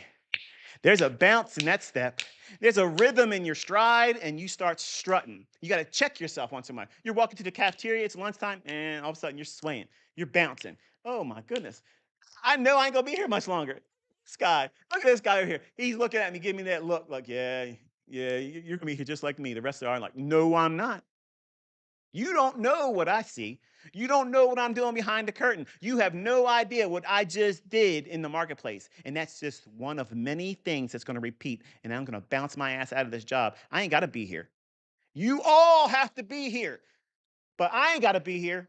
I'm here by choice. I'm here by schedule only. And the schedule's about time to change. And my ass is floating up on out of here to Easy Street. And ain't nobody hold me back. None of these people hold me back. Your paycheck's a fucking offense to me. I don't ever want to see that little bit of money ever again in my life. And I don't have to because I can cut my own paycheck. I can do this anytime I want. That's what's going to happen to you. That's what's going to happen to you.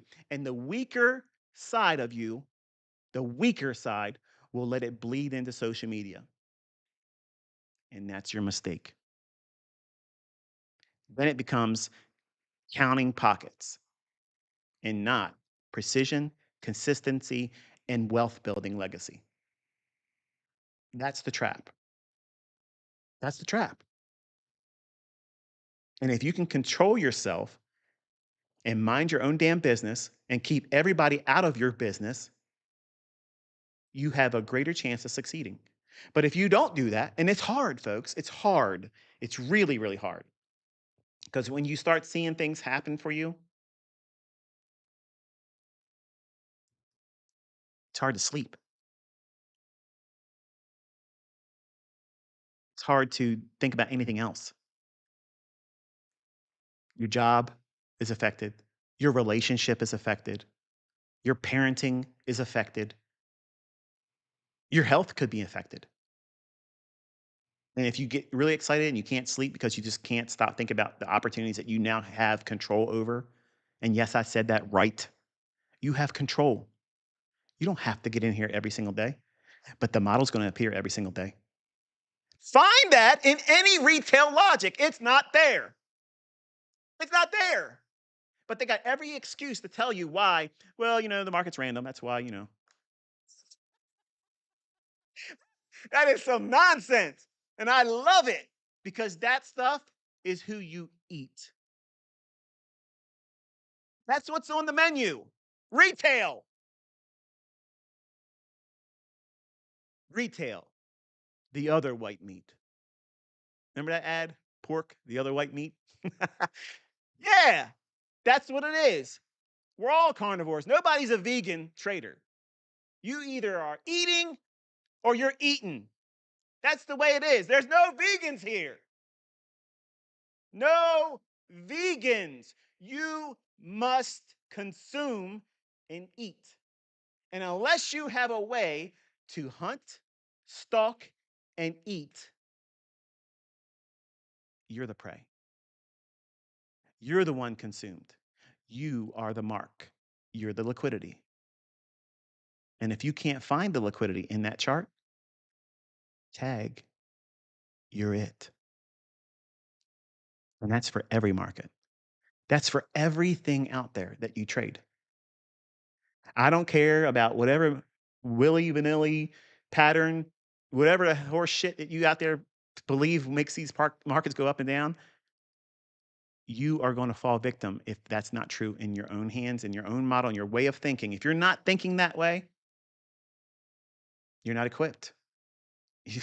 there's there's no Mr. Rogers approach to this, folks. There really isn't. There really isn't. And as much as I tried my life to come up with a way where it could be just very civilized, losing money makes you realize it's not civilized. It's war. It's carnivorous. It's brutal. And guess what? You need to see it that way because until you do, you're not going to respect the risk. You will not respect the risk. So, anyway, let's go back to 5 minute chart real quick and get this part over here because I got one more market to talk about and then I got to skedaddle. So, the market uses the macro time here, right there. And if I'm not mistaken, I had it on the 1 minute chart. I'm going to put it on there. I guess so. Yeah, there it is. Equities, real time, regular trading hours.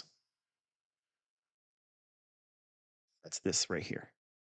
If you are a gold trader, okay, and you don't put this information on your chart, you're trading blind, and it's information that you need to have.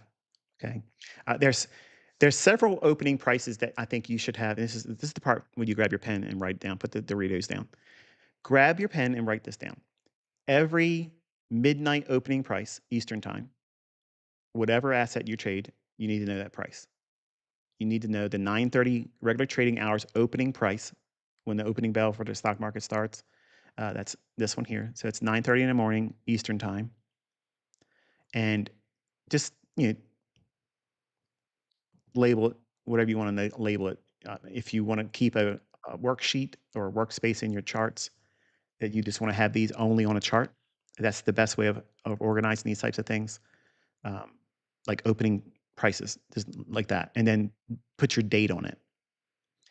I have all this stuff in a notepad. The the question I get a lot is, "Can you just show us your notepad?" It's the things I showed you in the chart today. I just have those in a numerical list from the highest price down to the lowest price, and I just write down in shorthand what they are to me and what one I think by my own experience is gonna get tagged.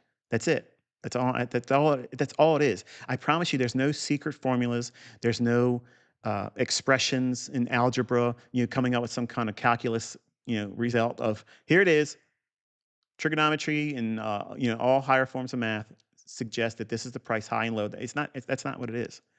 It's every one of these wick prices and their specific quadrants. That's all I'm writing down, folks. That's all it is. I promise you, there's nothing else on there but a doodle. Sometimes I'll draw, and that's it. That's all I'm doing. I don't look at a chart with lines on it unless I'm teaching you. I like looking at the chart naked with no lines because it allows my subconscious to pick up on new information. In the beginning, it's advantageous for you to put these levels on your chart. But I also know your concern for having too many things on your chart is it's well, it's a real argument to consider. But the way you balance it is on TradingView, you can just create a workspace and you want to have like your openings at 9:30 Eastern time and then date them. Don't worry about how far back you got to do because it's easy to go into the object tree and then turn off the ones that's gone past a month or so. Okay. You're going to tell me that you got to have 20. Yeah, 20 is good. You're going to see a lot of things by having 20 days worth of regular trading hours opening prices on your charts. You're going to see shit you never seen before. He's going to do like, what in the world? That was there, all that. Yeah. Oh, yeah. Midnight Eastern time, 9:30 in the morning, 6 o'clock reopen time, all assets. But yeah, but Forex doesn't, I didn't say anything about that. I said this is the time you have on your chart, 5 o'clock p.m. and 4:14 p.m. Eastern time. Okay. That's enough for right now. You don't need any more. That alone will start giving you x-ray view of price moves that you've never seen before. They're there. And the model I just outlined here, that little simple little crackerjack of a model where it's just simple, unfinished business, it repeats every single day off of one of those opening prices too. Oh no, he just did it again. He just gave away. Yeah, I did. Wait till you wait till you get the books. What in the world? At a candy store. What I go into next? Yep, that's what it's gonna be like. It's gonna be like just like that. So good. So good. Can't wait. But anyway, here's the equities opening price here, and it trades down to that, and you get that run here. But then let's scrunch it up. Can you tell I'm having fun? I miss talking to you guys. My wife's not here, so I can really cut up with you. She'll give me the hairy eye if I'm like that, and she's in the anywhere in the house. She'll come around and feel like, "Is that necessary?" I'm like, "It's ICT necessary. It is. It's definitely necessary. It has to be done." But we see it trade down into the macro of 2:50 p.m., 3:10 Eastern time. Now let's zoom in here because I really want you to see. This candlestick comes in at 3:08, so 8 minutes after 3 o'clock Eastern time. But this is gold, and it's the last trading hour of equities, right? For regular trading hours. Gold's going to behave just like this when it's animated. Now, normally, when there hasn't been so much fever around gold, you wouldn't see big runs like this, but you would get some kind of a little setup that can be traded on a 15-second, 30-second, 1 minute chart, 5 minute chart, that type of deal. But don't expect like big, huge payouts. But because it's so animated right now, because it's so like energetic, it's trying to get somewhere and it's moving a lot, you're going to get these really nice responses like that. Like, I mean, look at that. That's a beautiful response. What do you think that is right there? What is that? That's that what? High probability candidate for a run on liquidity. Here's an inefficiency. We trade down into it. Couldn't get to consequent encroachment or halfway point. Well, you could see it without having any fib on it. Here's the halfway. Here's quadrant upper. Did it touch it? Nope. And it's rallying. This easy draw. Hits it. Not yet. Right there.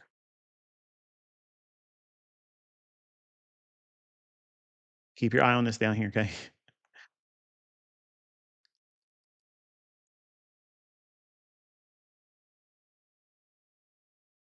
Boom. There's that larger 5 minute. Same pattern. Flat top right here. Easy sucker play. This is when the bull flag guy's like, yeah, it's going to go higher. Comes right back down to that level right there. That was a sound effect with my tongue. Okay. So don't send me message. I heard ICT just let a fart. There we go. And it just keeps going higher. And it gets up to this level here and then it comes all the way back down to some random 9:30 opening regular trading hours price. Again, look at that. And then what does it do there? It sweeps it. It clears up the liquidity below here and then rallies up. Old fair value gap. Picks it up here. What level? This is gold, guys. You said the shit doesn't work in gold, right? You clowns over there on TikTok. ICT stuff doesn't work on gold, bro. Dude, you don't even know what you're talking about. Like, you have no idea what the fuck you're talking about. What's this price say right here? 4,116.5. Oh my goodness. What is the price low on that? To the tick. To the tick. Elliott Wave. Tell me something. Dan, talk to me. Supply and demand. Where art thou? Wyckoff, please tell me something, baby. Because Ajax ain't got nothing on me. I'll put something on your ass that Ajax won't rub off, and it's called precision. You can't touch this shit with anything else out there. It ain't there. Nowhere to be found. This guy loves himself. He talks about this stuff like he's a rock star. No, but when you live 33 years with it, and you see it and you know it like the back of your hand, and these assholes out there that don't know what they're talking about entertain you, and you just want to remind them that they know nothing. You know nothing. Now, my students are learning. The least of my students could ragdoll these guys to get here and talk shit. And I just come out here once in a while just to remind you, it's by choice. Anytime I want. Anytime I want. But there's a trading competition, ICT. You ran away. You went up the main. There's people saying I didn't go. Fuck your competition. In one fucking trade, I killed everybody cumulatively. Where the fuck are you at? Fuck your leaderboard. Fuck your leaderboard, you bitch. That's right. That is right. Talk it. Talk it all you want. I'm walking it, bitch. Anytime I want. Here's what the market's going to do. And we all watch it. Done. When's it wrong? I'll let you know. I'll let you know. So anyway, gold, it apparently works in gold, but I'll leave it up to you to decide. It's up for debate for now. I'm going to suspend my argument on it and say I believe it works in gold. But it's up for you to determine if there's any validity to it or not, okay? NASDAQ. All righty. And then we're going to go to, so is it 1 minute? Yeah. NQ.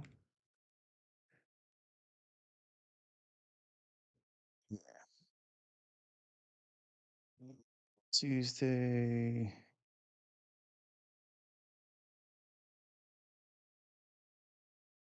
Midnight price. Right there. Okay. I'll zoom in a minute. Just right now, I just want to have a little bit of data on the chart. Some of you guys are offended. Did ICT just say the F word? Yeah, I did. And I repent every time I do it. But I'm a sinner just like all of you. Okay. Bottom line is this. Daily chart last Friday, literally controlled demolition. Okay.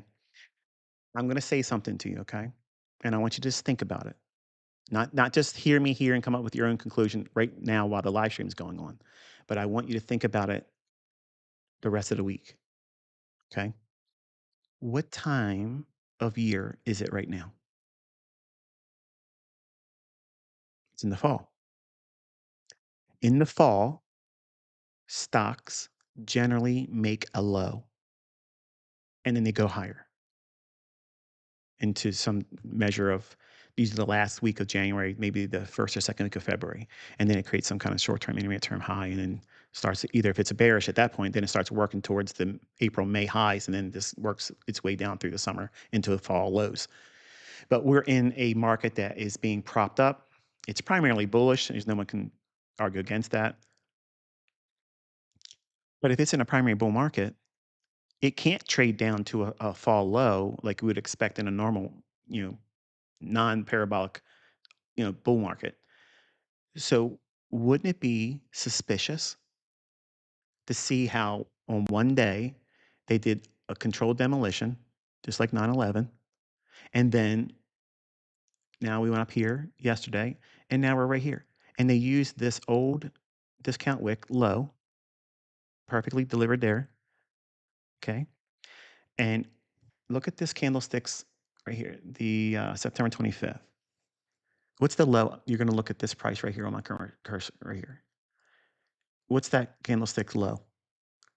24,422.50. Okay. Over here this morning,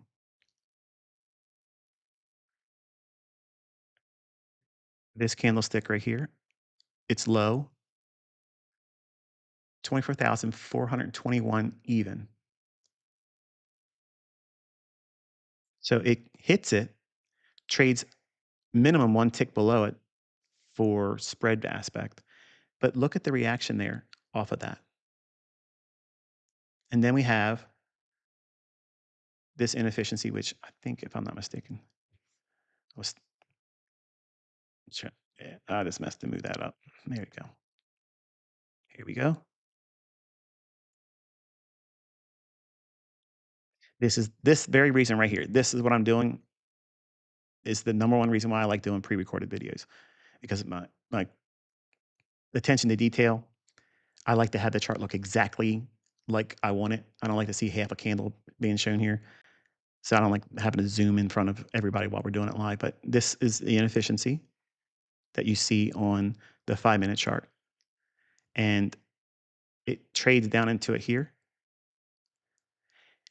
When we have a wick like this candlestick here and this right there, whenever it's a old inefficiency, I look at this as immediate rebalance the same way. It's immediately rebalancing because it's going right back to the top of the inefficiency, which is this candlestick's opening price here. It need not trade down to that. It's doing the same function as a candlestick to candlestick touch. Like in other words, if this candlestick's high touched this candlestick's low, that's immediate rebalance. This is the same element of immediate rebalance because it's using the inefficiencies high as the immediate rebalance. It's going right down to it doing like that. And even though there's a small little gap, guess what that's telling you also? Would you want to see that close in if it's bullish? If you're bullish and you wanted to see it go higher, would you really want to see that if it touches the high of that inefficiency? Would you really want to see that completely close in based on what I've been teaching? No, you wouldn't. Why? Because it's indicating that it doesn't even want to give that discount there either. And that's exactly what I call it a signature for. Smart money sees that and it's like a flag to them. It's like a big alert. See, you look at price action indicators and things crossing over, becoming overbought, oversold, and that's a catalyst for you to make a decision, an action point for you to react and do something. Smart money doesn't have that because it's all horseshit. What it does is it knows where price goes below an old low. There's liquidity down there. They're not looking at depth of market. They're not looking at level two. They're not doing any of that shit. They know that there's liquidity down there. They're taking that liquidity, absorbing it, buying it, and then they're looking for continuation setups like these things here where it tells you it's not likely to go lower because it's leaving these portion of price action open. What's this? Relative equal highs. Right high is lower than the left. This is a strong candidate for price wanting to run through. Same thing here. High, lower high. Big, big bulletin board, like going down the road driving on an interstate, and you see these bulletin boards advertising gas stations, businesses. If you're in driving through New Jersey, that shithole of a state, everybody wants to sue everybody down there. I'm injured in Jersey.com. There's so many lawyers advertising in Jersey. It's unbelievable. I was telling my wife, I was like, look at this place. Like everything here is literally about suing somebody about a car accident. Did a truck driver go by too fast? Call us. We got something we can put on their ass. Yeah, it's nuts. Well, in price action, these PD arrays and the signatures they provide you is like a big billboard sign like that, advertising. This is what you should be expecting. This is what you're looking for. But everybody's looking for patterns. They're looking for individual candlestick patterns. They're creating new forms of ranges. There's no advantage to that. You want a time-based candlestick because the market is driven algorithmically based on time. If you skew any information that is linked to time, you have greatly diminished your effectiveness in terms of timing the market with the process that it uses for protraction. When the market starts to run, this is protraction, where it just starts to escape and run. And it runs above those relative go highs here, and it continues to go higher. But I want you to see how it uses this old discount wick. When price was up here, it opened and traded down through previous days low and into the new week opening gap, which is this candlestick's close and this candlestick's open. Go back to a 1-minute chart.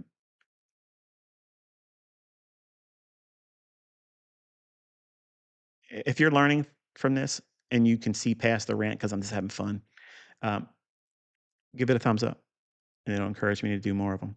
It doesn't mean I'm going to come out here every day now, but the uh, the candlesticks bodies are respecting the high of that 5-minute inefficiency that you can't see on the 1-minute chart. See how it's all muddied up? It rallies up, and then now look what it's using here: 24,582.25 upper quadrant of this discount wick. Okay, so the 25th of September, we're trading up to and above that upper quadrant. Look real close, folks. Real close. We traded the low of that wick on the 25th of September, right there. Nails the low of the day. ICT says he can pick the low of the market. I was doing that in Forex over and over and over again. Over and over and over again. And they were trying to say I was using a what's it called? What's it called again? It's escaping me. A rented white label server, which is apparently a real thing. But I never did that. I never had to do that. Am I using some kind of manipulation when I put it on Twitter and X before it happens and it does exactly what it's outlined in my tweet or post to the very levels immediately after I post it in the direction I said I was going to go? How many times have you seen me do it? If you were in my mentorship group that paid me, I was behind a paywall where these people would have roasted my ass in public and said, oh, he's a liar. He can't find a trade. He can't do this. He can't call the market. He can't do that. He's wrong all the time. That was never happening. I was in the high 90% bracket for years. And I had to do something with them every single day. Every single day. That's unheard of, folks. That is unheard of consistency. And these fucking clowns out there talking about he doesn't have a track record. Bitch, I will run circles around you and moonwalk on your shit just like that. Okay? I'm getting older. I'm slowing down. That's all. I ain't forgetting shit. I know how to do this. But it hits that low and stops. And then it rallies up. And it does something strange, unheard of. It climbs above the lower quadrant of that discount wick right there at 24,475 and 3/4. Take a deep breath. Ground yourself. Ready? This is how easy this stuff is. This is why it's just easy for me to go out here and to do this. And my students are learning to do this too. So it's transferable knowledge. It's not me out here talking all this shit and trying to sound powerful and I love the sound of my voice and it's all ego trip. I'm being funny.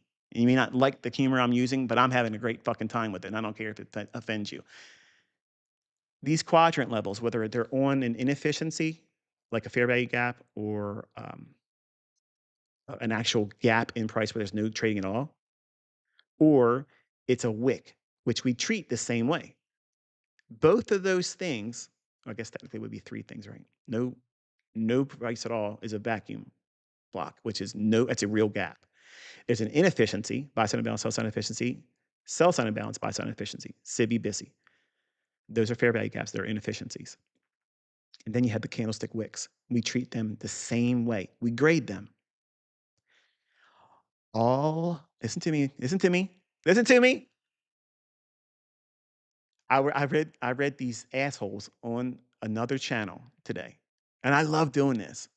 If I didn't know what I was doing, this would really break my heart and it would hurt me. It would hurt my feelings. And admittedly, I'm not trying to be funny. If I didn't know what I was doing, some of these comments would genuinely hurt my feelings when they say fair value gaps are trash. They don't work. They don't ever work. And I'm going to tell you, young men, okay, you masters of the fine art of virginity, I'm going to tell you something right now that's going to help you. It's going to help you in your pursuit of that perfect lady that you can wine and dine and finally afford more than the fucking dollar menu at McDonald's. Here it is. Ready?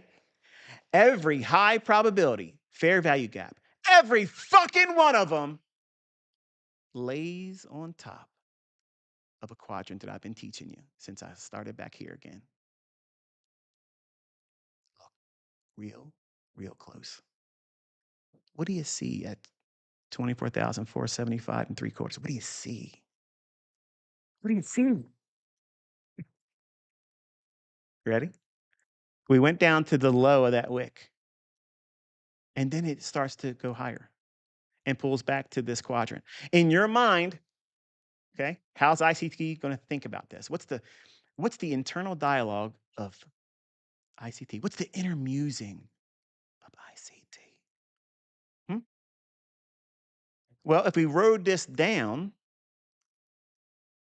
well, well, shit, then I can use an imbalance on the pathway down. That means, well, this is one right here, but is it on top that quadrant level? Mm-mm. No, Virginia, it's not. But look, look, what do you got here? Oh, look at that. We got this one right here. You see that? Well, boom, boom. Where's the consequent encroachment of that fair value gap? At the fucking perfect level on that quadrant. Is that one thing telling you? Nope. Is it all by itself? No, it's not. It's telling you that right here is that sweet spot. And you can accumulate along right there. And you need not concern yourself with this bullish breaker.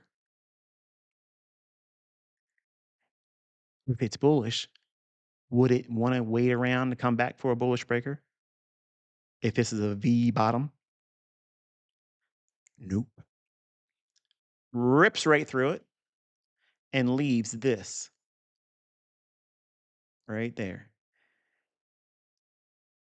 And YouTube mentors with my stuff in their mouth will say, I will really love to take a trade right here if it can come back and trade into that because it broke structure right here. That is the worst fucking bit of advice you could ever take from somebody trying to talk like me. You might have my words, you might have some of my vocabulary, but you have no idea what the fuck you're talking about. This is what you want to see when it's bullish. And here's 930 right there. Okay. Keep going forward. What do you see right there? What is that? What is that?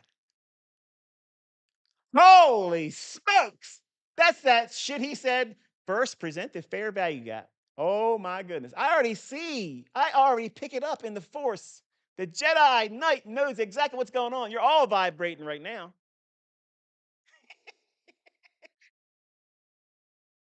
First present the fair value gap. Just happens. It just fucking happens to lay right on top of the upper quadrant of that discount wick. ICT cherry picks the perfect fucking PD arrays all the time. It's got to be Photoshop. It's got to be hindsight. He's got to be using 30 fucking laptops. He's got to be doing it. I can't fucking sleep. How is he doing it? I love it. Here is, oh man, you're going to fucking love these books. Ready? Here's the low. And here is, watch this. You're going to tell me, you're going to tell me that buying and selling fucking pressure. You're going to tell me that that shit just so happens to match the fuck up with consequent encroachment. And if you don't see it that way, here's your fair value gap laying right on top of the halfway point or consequent encroachment of the first percent of fair value gap. Now, roll that film footage back on X when we were trading right there. I said 24,660 relative equal highs too smooth, or smooth edges to that effect. And I said, watch new week opening gap in here. That's right here on this candlestick. Don't take my word for it. Grab the very tweet or post on X that I said that. Copy the link to it, and then go to TradingView, right click with your mouse button when you're looking at the chart like this, and it'll lay my tweet right down on that candlestick right there, and it will say what I just said. And then the market does something completely fucking random. Something nobody on this spinning rock could have ever known about. They never could have saw it. They never would have had the foresight to be able to say it before it happened. They never would have said it was going to do this very thing, because nobody can time the market. Nobody knows what price is going to do. Nobody can predict the future. Nobody. And my fucking middle name is nobody, because the market goes up and trades right back down to that new week opening gap high and does what? It leaves, takes off. And then we get first percent of fair value gap. It becomes an inversion fair value gap because it's SIBI here. Now remember, I'm down here. I'm calling your attention to 24,660. So let's do some simple deductions here, okay? I'm going to help these guys that don't understand when I post something, it's very specific. It's not ambiguous. It's not both sides of the equation. It's literally me saying 24,660 is going to be tagged. And it's going to start and originate off of new week opening gap high. There's no fucking way you can twist that in any other format. There's no way you can do that. You can't say I'm looking to go short. You're not looking for lower prices, ICT. You clearly said you're looking for 24,660, and you're looking for the new week opening gap high as a kickoff. Yes. Does your chart looks like that? Does it look like that? I didn't even mention the first percent of fair value gap because I'm in there before. You don't need to be down here. You don't need to be here. You don't need to be here. You can be right there and do very, very well. The problem is when you see me teach this way, you may be doing this really, really consistently and doing it well. And then you see, you're trying to tell me that you went long here and you added here and you added here and you added here and you got out. I want to do that. That makes you hard to teach as a student because you're not content with enough. Every little bit of progress that you have needs to be championed in your study journal. You cheerlead yourself. You speak positive things about what you're learning and how empowered you feel by having learned it. And even if you don't see it real time, you want to go into your journal and say, this is what I see in the charts right now, okay? And then you write it in your journal like you saw it. You are lying to yourself, but in a positive way. You're encouraging yourself. It would be no different, okay? It would be no different if you had your small son or daughter and they were trying to do something in some kind of activity or sport. And you're going to tell them, hey, look, You didn't win today, but you did so good. Don't worry, you'll get them next time. How the fuck do you know that you're going to get them next time? You don't. But you love that little child because they're yours and you want to build them up. You don't look at that as a fucking lie, but it is. You're lying. You don't know what the hell's going to happen. The next time could be worse. But you're doing what? You're instilling encouragement. You're nurturing that child who you love. Well, guess what? Until you are a fucking ass kicking fucking one man army, you're a child as a trader. And they have to be nurtured. They have to be guarded from these evil pieces of shit on the internet that don't do anything but work at 7 to fucking 11 or pump fucking gas. They got opinions about everybody else. When you're small and you're insecure about what you may or may not know about trading, you're easily influenced by the opinions of other people. Even if you know deep in your heart that they're probably bullshit, you are hurt by them, by the things they say. That's why I tell you, listen, it's your choice. You can listen to other people's opinion about me, listen to it for a little while, and then watch what I'm doing. And then see which one holds the weight, okay? Hold your hands out. Shit in one hand and wish in the other. See which one fills up first. That's the way you weigh this bullshit out. Because if I don't know what I'm talking about, you're going to see it real fast. But if I do know what I'm talking about, you're going to see that shit real fast, consistently, over and over and over and over again. And then you're going to understand, oh shit, no wonder his fucking students are the ones that always make the fucking money. No wonder he's the fucking guy that put these fucking people in positions where they no longer work. But you're going to listen to these asshats, these clowns, these people, these fucking stupid motherfuckers that are so ate up with misery. They wouldn't want nothing more to see more people join their ranks and say, yeah, ICT is a fucking fraud. If you are weak minded and you don't really want to do this, join them. Talk all the shit you want about me because all that does is bring more people here and then they witness what you see me do today, what I did in October 1st live stream. Every time I talk about the fucking market, it's marching to this Pied Piper's fucking tune. I told you, I'm not going to come out here and fucking look stupid now. Okay, I'm not going to do it. It's not in me. It's not in my nature to do that. Because I know there are so many people around the world, millions of fucking people. And I know it's millions because most of the comments that are left in my channel are left by people that are not subscribed. And I almost got 2 million people following now on the viewership subscription side of it.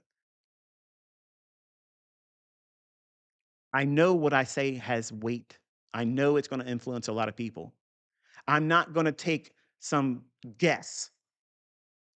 I'm not going to come out here and talk about something that I haven't already talked about and taught. So that way, when I say things like I said today, any student that's been following me just for a month would have knew exactly what I was saying today. And then you see other people that are brand new. They're like, I don't understand what he's talking about. And you see other people say, yeah, I was just like that too. I'm so thankful I understand what the hell he's talking about. I understand his language now. That's what you get when you spend time studying. When you listen to the videos and you take notes. You don't watch the videos listening for, tell me when to buy, tell me when to sell, give me a signal, give me a setup. Man, get the fuck out of here. Get out of here. Get out of here. I don't have any interest in doing that. I want to teach you how to find this shit on your own. That's what I'm doing. I'm not telling you, here, eat right now. Here's a meal for you right now. I'm giving you a gourmet fucking kitchen and a whole pantry stocked with the best choices of cuts of meat you've ever had. And all you have to do is sit your ass in the kitchen and make whatever it is you want to make. Ain't nobody around here going to be able to tell you you can't eat on your own time and by your own hand. That's the power of being able to take this stuff and making it yours. That's why I'm here. That's why I'm not getting fucking paid. That's why I'm not stopping. That's why I do it. That's why I do it. Because I know there's a lot of you out there, they've tried everything else and you failed. Because everything else is bullshit. It's all dog and pony show. Sure, they might get once in a while get lucky here and there. But nobody is this consistent? Else. Nowhere. It ain't no, you fucking find them and you bring their fucking asses here. I promise you, I will fuck their asses up publicly. Live stream. Bring your Mickey Mouse shit and I will fucking moonwalk all over you. But they never do it. They got all these side quest bullshit. Well, let's do this, do that. Fuck all that. Sit your ass out here every day and tell us what the fuck it's going to do to the tick. Then you got a voice. Now you get either the stone cold side of me or you get the fucking mild mannered, well, he's soft spoken and blah, blah, blah. You pick. What the fuck do you want? What do you want? You want Rocky Road or you want fucking vanilla ice cream? Whatever the fuck it is, tap into that. Because I can do it the ugly way or I can do it the nice way. But when I listen to stupid fucking people listening to fucking dumb shit sent to me in a fucking email, I saw this guy talk about you this and he talk about, man, do you even fucking pay attention? Do you even listen to the things I'm fucking talking about when I do the reviews and I tell you this is what I think the market's going to do. It's going to do this. It's going to use that. When I type this shit out into a text that's time and date stamped on X and nothing is ever fucking deleted or edited, do you ever fucking pay attention to that? Because if you aren't paying attention to that, then you can't be a fucking trader. Like you're missing the obvious shit. And that's what I get most of the time in my comment section from people that are just wanting to be, spoon fed signals and setups. If I believed in my heart, okay, listen to me. If I believed in my heart that that would make you independently wealthy and you'd be able to learn how to trade by doing that, man, I would fucking do it. I clearly know what I'm doing. Every time I talk to you and show you where this is going to go, how it's going to behave, I used to sit out here and do one candle at a time. It's going to do this. Watch, it's going to do this. It's not going to do that. And it would fucking do it. Like time traveling. There's nobody else out there, folks, doing that shit. I want to see, I want to see Al Brooks, who people say, oh, I stole his shit. Bullshit. Bullshit. I want to see Al Brooks call every fucking candle, where it's going to go, stop, it won't do this. I want to see that. Every bit of respect to the man. I don't know him, really, I don't know him, but I want to see that. If he fucking live streamed, I would be in attendance every fucking day. Every fucking day I would be there because I want to see it. Hearing people say that you can do it. See, it'd be different if I just always said, I can, and I never did it. See, if you tell a lie big enough and long enough, people will believe it. But when you tell the fucking truth all the fucking time and you can get out here and walk that shit anytime you fucking want, it's undeniable. It's undeniable. And that's where I live. I live in the Truthville. I don't live in some Mickey Mouse made up land, some shit. Okay. I don't rely on all of you to talk for me that none of this shit's real. I can come out here and do this anytime I fucking want. And I want you to realize that yes, this is not the appropriate way of doing it for all audiences. And I understand that. I understand that.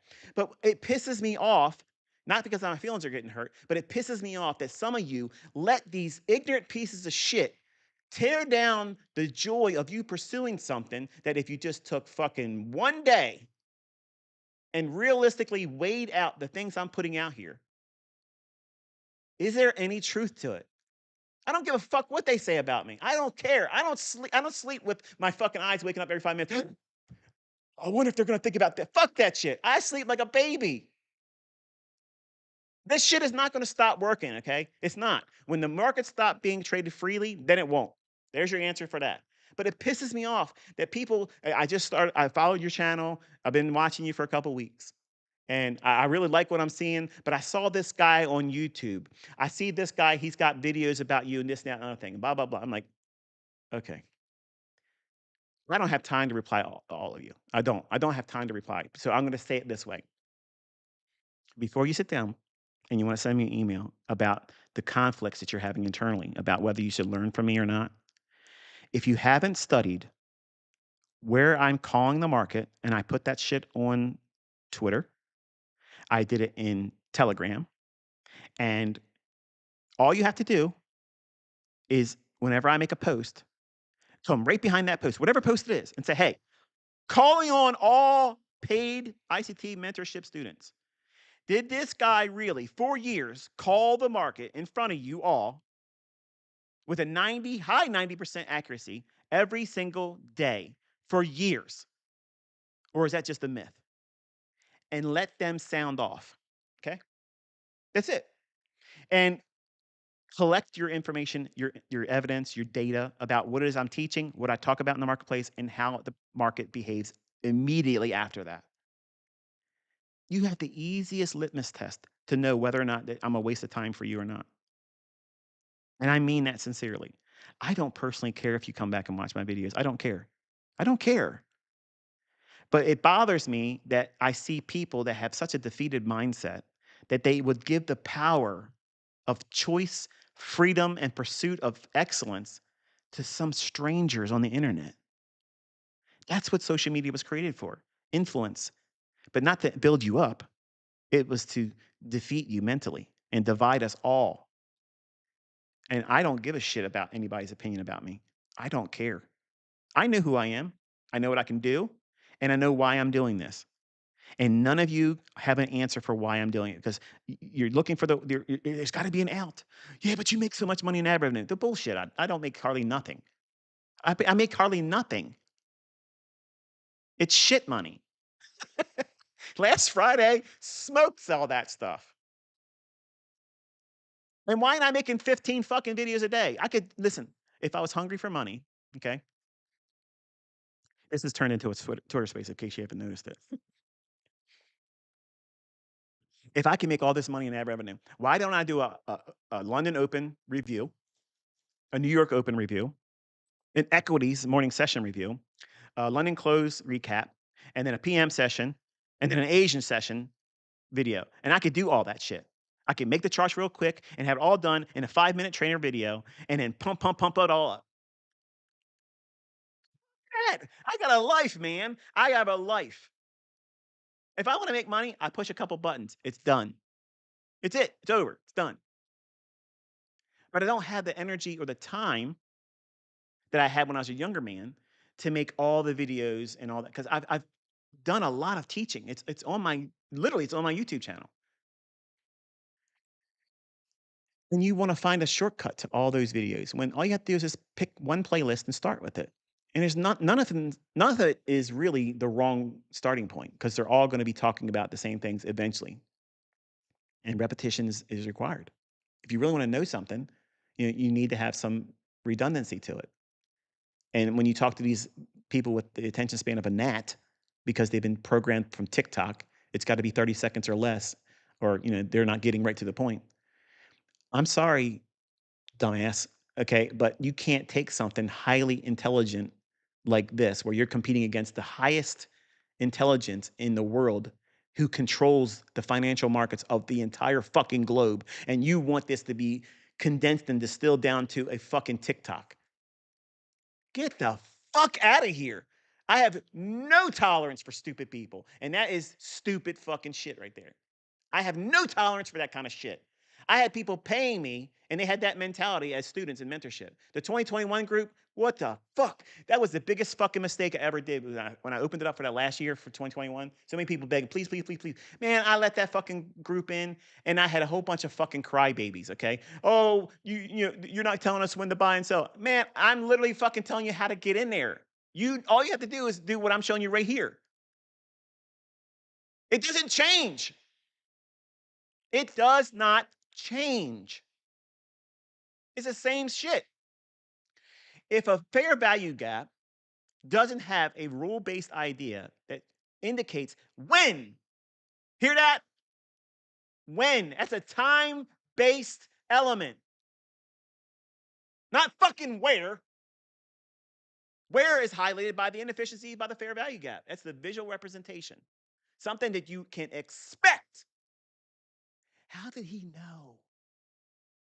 I can't sleep. Does anybody know? Can you help me out? How did ICT know a fair value gap was going to form there before it even fucking happened? How did he know that an inversion fair value gap was going to form there before it even fucking formed when I did it on the daily fucking chart of the dollar index? Holy shit! I just taught it to you.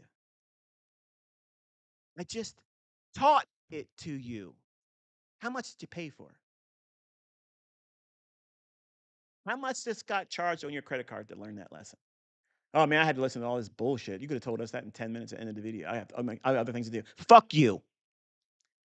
I don't care to know about what your fucking opinion of me. Every time you send something like that to me in a comment, you're broomed. I don't ever see your shit again. You say it on X, goodbye. You're a low intelligent piece of shit. You can't see value for what it is. I'm literally giving you gold. And not even, you don't even need to thank me. I used to ask for that. Fuck you. I don't need your thank you.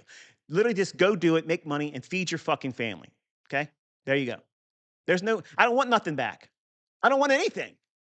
I just want you people that are struggling, that you sold yourself short. You listened to this fucking world that said this is all you get. And you better be fucking thankful. Man, kiss my ass. Fuck your job.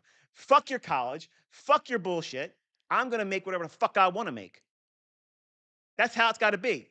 You got to get out there and take it by force. But you can't be guessing. And retail is a bunch of bullshit guessing. It's academia wrapped in bullshit guessing. Plethora of books on a bookshelf. Fucking books out the ass. None of them are worth shit. But I paid good money while working several jobs to get these fucking books. And that's the only reason why I can't bring myself to fucking burn them in my fireplaces.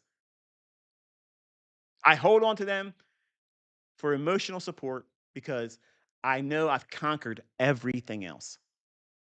Nothing else out there can fucking stand against this. Not even close. You can't predict your fucking indicator's timing when it's going to give you your signal. You have to sit your ass there and react while you wait and wait and wait. And then you react. I'm anticipating. I know where my fucking shit's coming. I know exactly what time them motherfuckers are forming, and I know at what fucking price. And if you haven't picked up on that fucking skinny by now, man, today it was your fucking wake up call. I know exactly what the fuck is going on. And everybody else out there chasing their Mickey Mouse bullshit are chasing illusions. That's exactly what they're doing. They have no system. They don't. That's not a fucking system. That's a recipe. I'll give you that. Add this, add that, check here, pick that. If it does this, if it does that, and if it feels like I'm doing it, let's take my straight. Then there, okay. That's inconsistency. It's the epitome of retail logic and thinking. If the technical science doesn't line up like this, my ass ain't taking a fucking trade. Can you get that? There has to be something else behind the scenes. Behind it. There has to be something behind the scenes. Just because that fair value gap looks like it's there, if it ain't laying on top of a fucking quadrant that can be classified as I'm teaching you over a couple weeks, real price action, real, before it happens level shit. I did it on daily charts. I've done it on 15-second charts. I've done it on a fucking 5-second chart, a 1-second chart. Whatever the fuck they asked me to do, I've done it. But you can't do this, you can't do that. Man, I've done all that shit. How about you show me just 5 fucking days in a row where you call a fucking move, where it starts and originates and ends exactly where you say it's gonna happen, when you say it. Because only my fucking students can do that. Sorry, not sorry. So yes, I'm peacocking. Because I got some really good fucking emails from students that have absolutely fucking crushed it. It feels good, man. It gives me a fucking high. It is so good seeing other fucking people that don't give two shits about being on social media. They don't need your accolade. They don't need your pat on the back. Oh, wow, look at you. You did that. They don't need that. In private, this is what I've done, Michael. I learned this, I applied that, and this is my model, and this is exactly what I did. Here's the fucking receipts, real receipts. Man, that feels good. That feels so good. And yes, I'm Mick Jagger all around this fucking place today. Can you hear it? Can you hear it in my voice that I'm excited? You're damn right. It feels good because I know what they're doing and so many other people that you've watched in public forum, you can do that same thing and more and more. You're just starting. You're just starting, man. You have no idea what you can do. And I promise you, whatever you think the height of your successes can possibly reach, it ain't enough. It's not high enough. And you'll understand that when you get to that level. And you'll be like, man, I was really underestimating myself. You have no idea the power that's in your hands right now. You just got to get better at using it. That's all. That's all it is. But today is a master class. Today is PhD level revealing. This is the shit that separates the horse shit on YouTube, TikTok, Instagram, Discord, Facebook, in Twitter, X, whatever, what the fuck it is, whatever it is you want to aim. These guys and gals out there that pretend and they talk about the left side of the chart all the time, all the time. Now you know. Now you know how ICT picks the very fair value gaps. Which one works? Which one doesn't? And when you read these assholes leaving comments, yeah, fair value gaps, they don't work. Laugh at them. Yeah, I'm not saying you got to go online and troll and bully them. That's not what I'm saying. But just laugh at them. Pity them. Because this video is for free on my YouTube channel.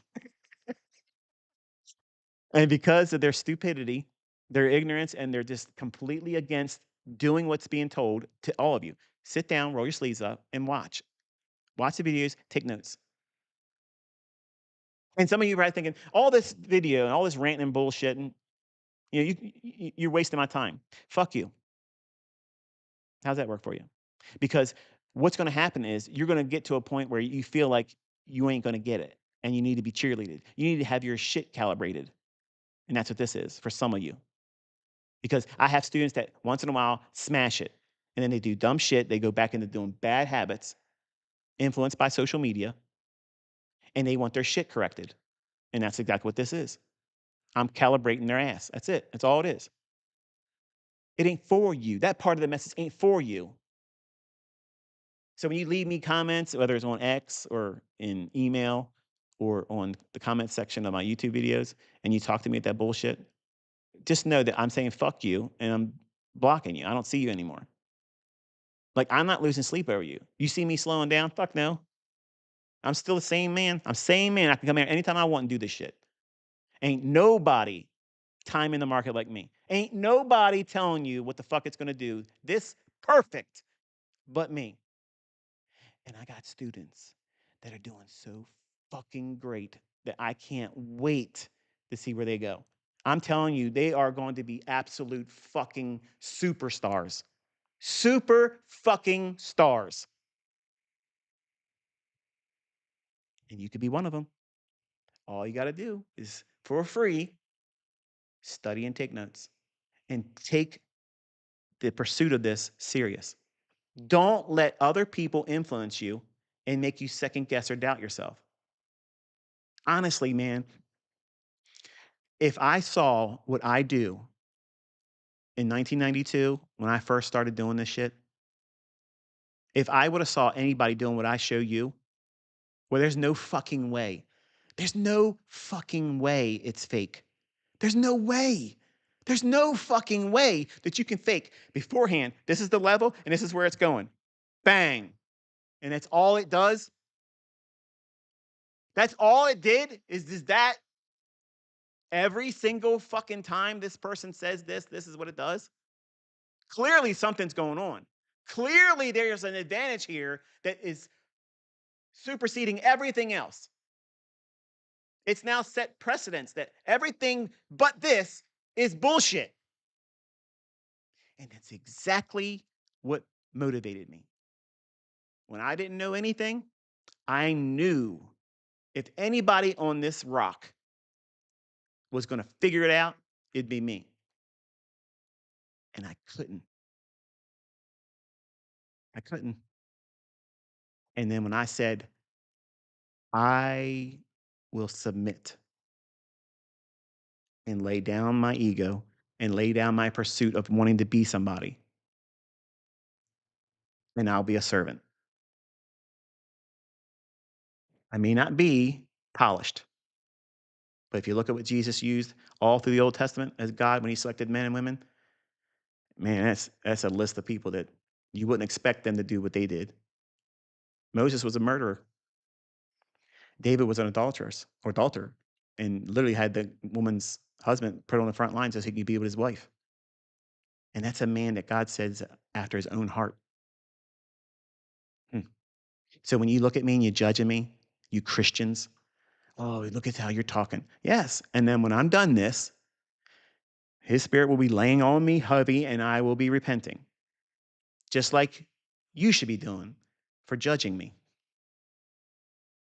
I know where my weaknesses are. I know where I have work to do, and it never ends. But if it wasn't for him gifting this to me, this understanding, pointing these things out to me, no man ever wrote a book, made a video course, sat me down and said, this is where this is doing, this is that. No man has did that. No man has ever done that. In Jesus Christ's name, that has never, ever, ever, ever happened. But that still quiet voice said, look here. Listen, I'm convinced that there are some very, very smart individuals in the world, very intelligent people, very, very superior intellect, and they would never find these things,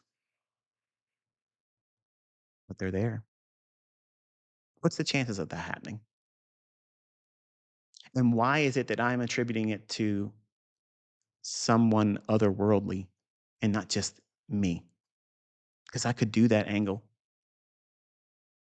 If I was the piece of shit that some of you really think I am, I could really, really use that angle. Being in teaching circuits, going all over the place, making millions of dollars a week, milking all of you, and you would gladly pay it. How about that? I know it because you're all begging for it in the email still. I got people texting me my personal cell phone number. Please, I will pay you $30,000. I will pay you $50,000. I'll pay you $20,000 and send an NDA. Listen, I'm not doing that anymore. I'm not doing it anymore. This is the medium I chose. It's it. You either sit and learn for free or you don't learn. That's it. That's the economy here. I don't need anything from you. I don't want your thank you anymore. If you want to tell me you're the greatest in all time, I am not going to like your post, and I'm going to set your focus on God. Don't praise me, praise him. I don't care if you're an atheist or not. I don't care if you're a Muslim. I don't care if you're a Hindu. I don't care if you are any other religion. If you praise me, I'm going to correct you and tell you you need to give that to God because that's who deserves it. That's where it came from. And I don't care if you believe that or not. I don't care. I could care less what you believe. But as you can see, the market comes all the way back up to consequent encroachment of this wick, 24,738 and a quarter right here,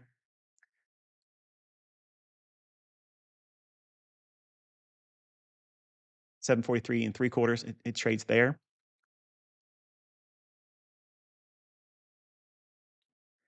and keeps diving deeper into all of this inversion fair value gap.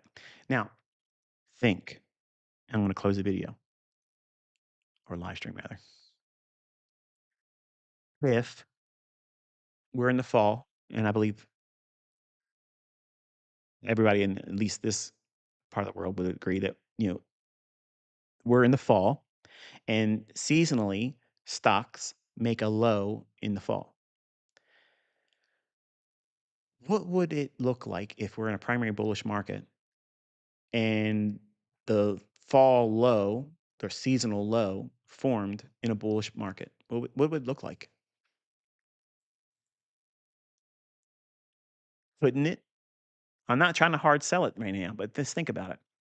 Couldn't it have done it in one fell swoop like this and cleared any trail stop losses below these lows, below this low, below this low, below that low, and changed where it went back into the last change of state of delivery here with this down close candle? And then we opened up here and rallied up, and then we had one more attempt to make it look like it was gonna go lower again today, and it stopped dead in its tracks on a level that I teach you, discount daily wick low, and then everything has been straight up since then. Look how it's just maneuvering around the consequent encroachment of that inversion fair value gap on the daily chart. Look at that. Isn't that neat? This is time distortion. It's like a holding pattern. You wanna be trading not in these periods. You wanna wait until it moves again. It's not breakout. You wanna wait for it to start running. When the market goes into another stage of protraction, then you'll see PD arrays form again. And if it's suggesting it's gonna continue higher, or if it's retracing deeper lower, regardless, the PD arrays that form after leaving time distortion. You don't ever wanna try to trade in these consolidations because you're not gonna be apt to be correct in a limited understanding that most of you have right now. And I don't mean to be condescending. I'm trying to be careful on how I say it because I want you to be encouraged, not defeated. I don't want you to feel like I'm talking down to you. Anytime I'm talking down or argumentative, it's the people that are doubting on the outside of our community, or I'm taking those individuals that are doubting themselves to the woodshed, and I'm trying to shake them by their lapels. Like, listen, stop thinking ass backwards. You can do this. It's transferable knowledge. You can do it.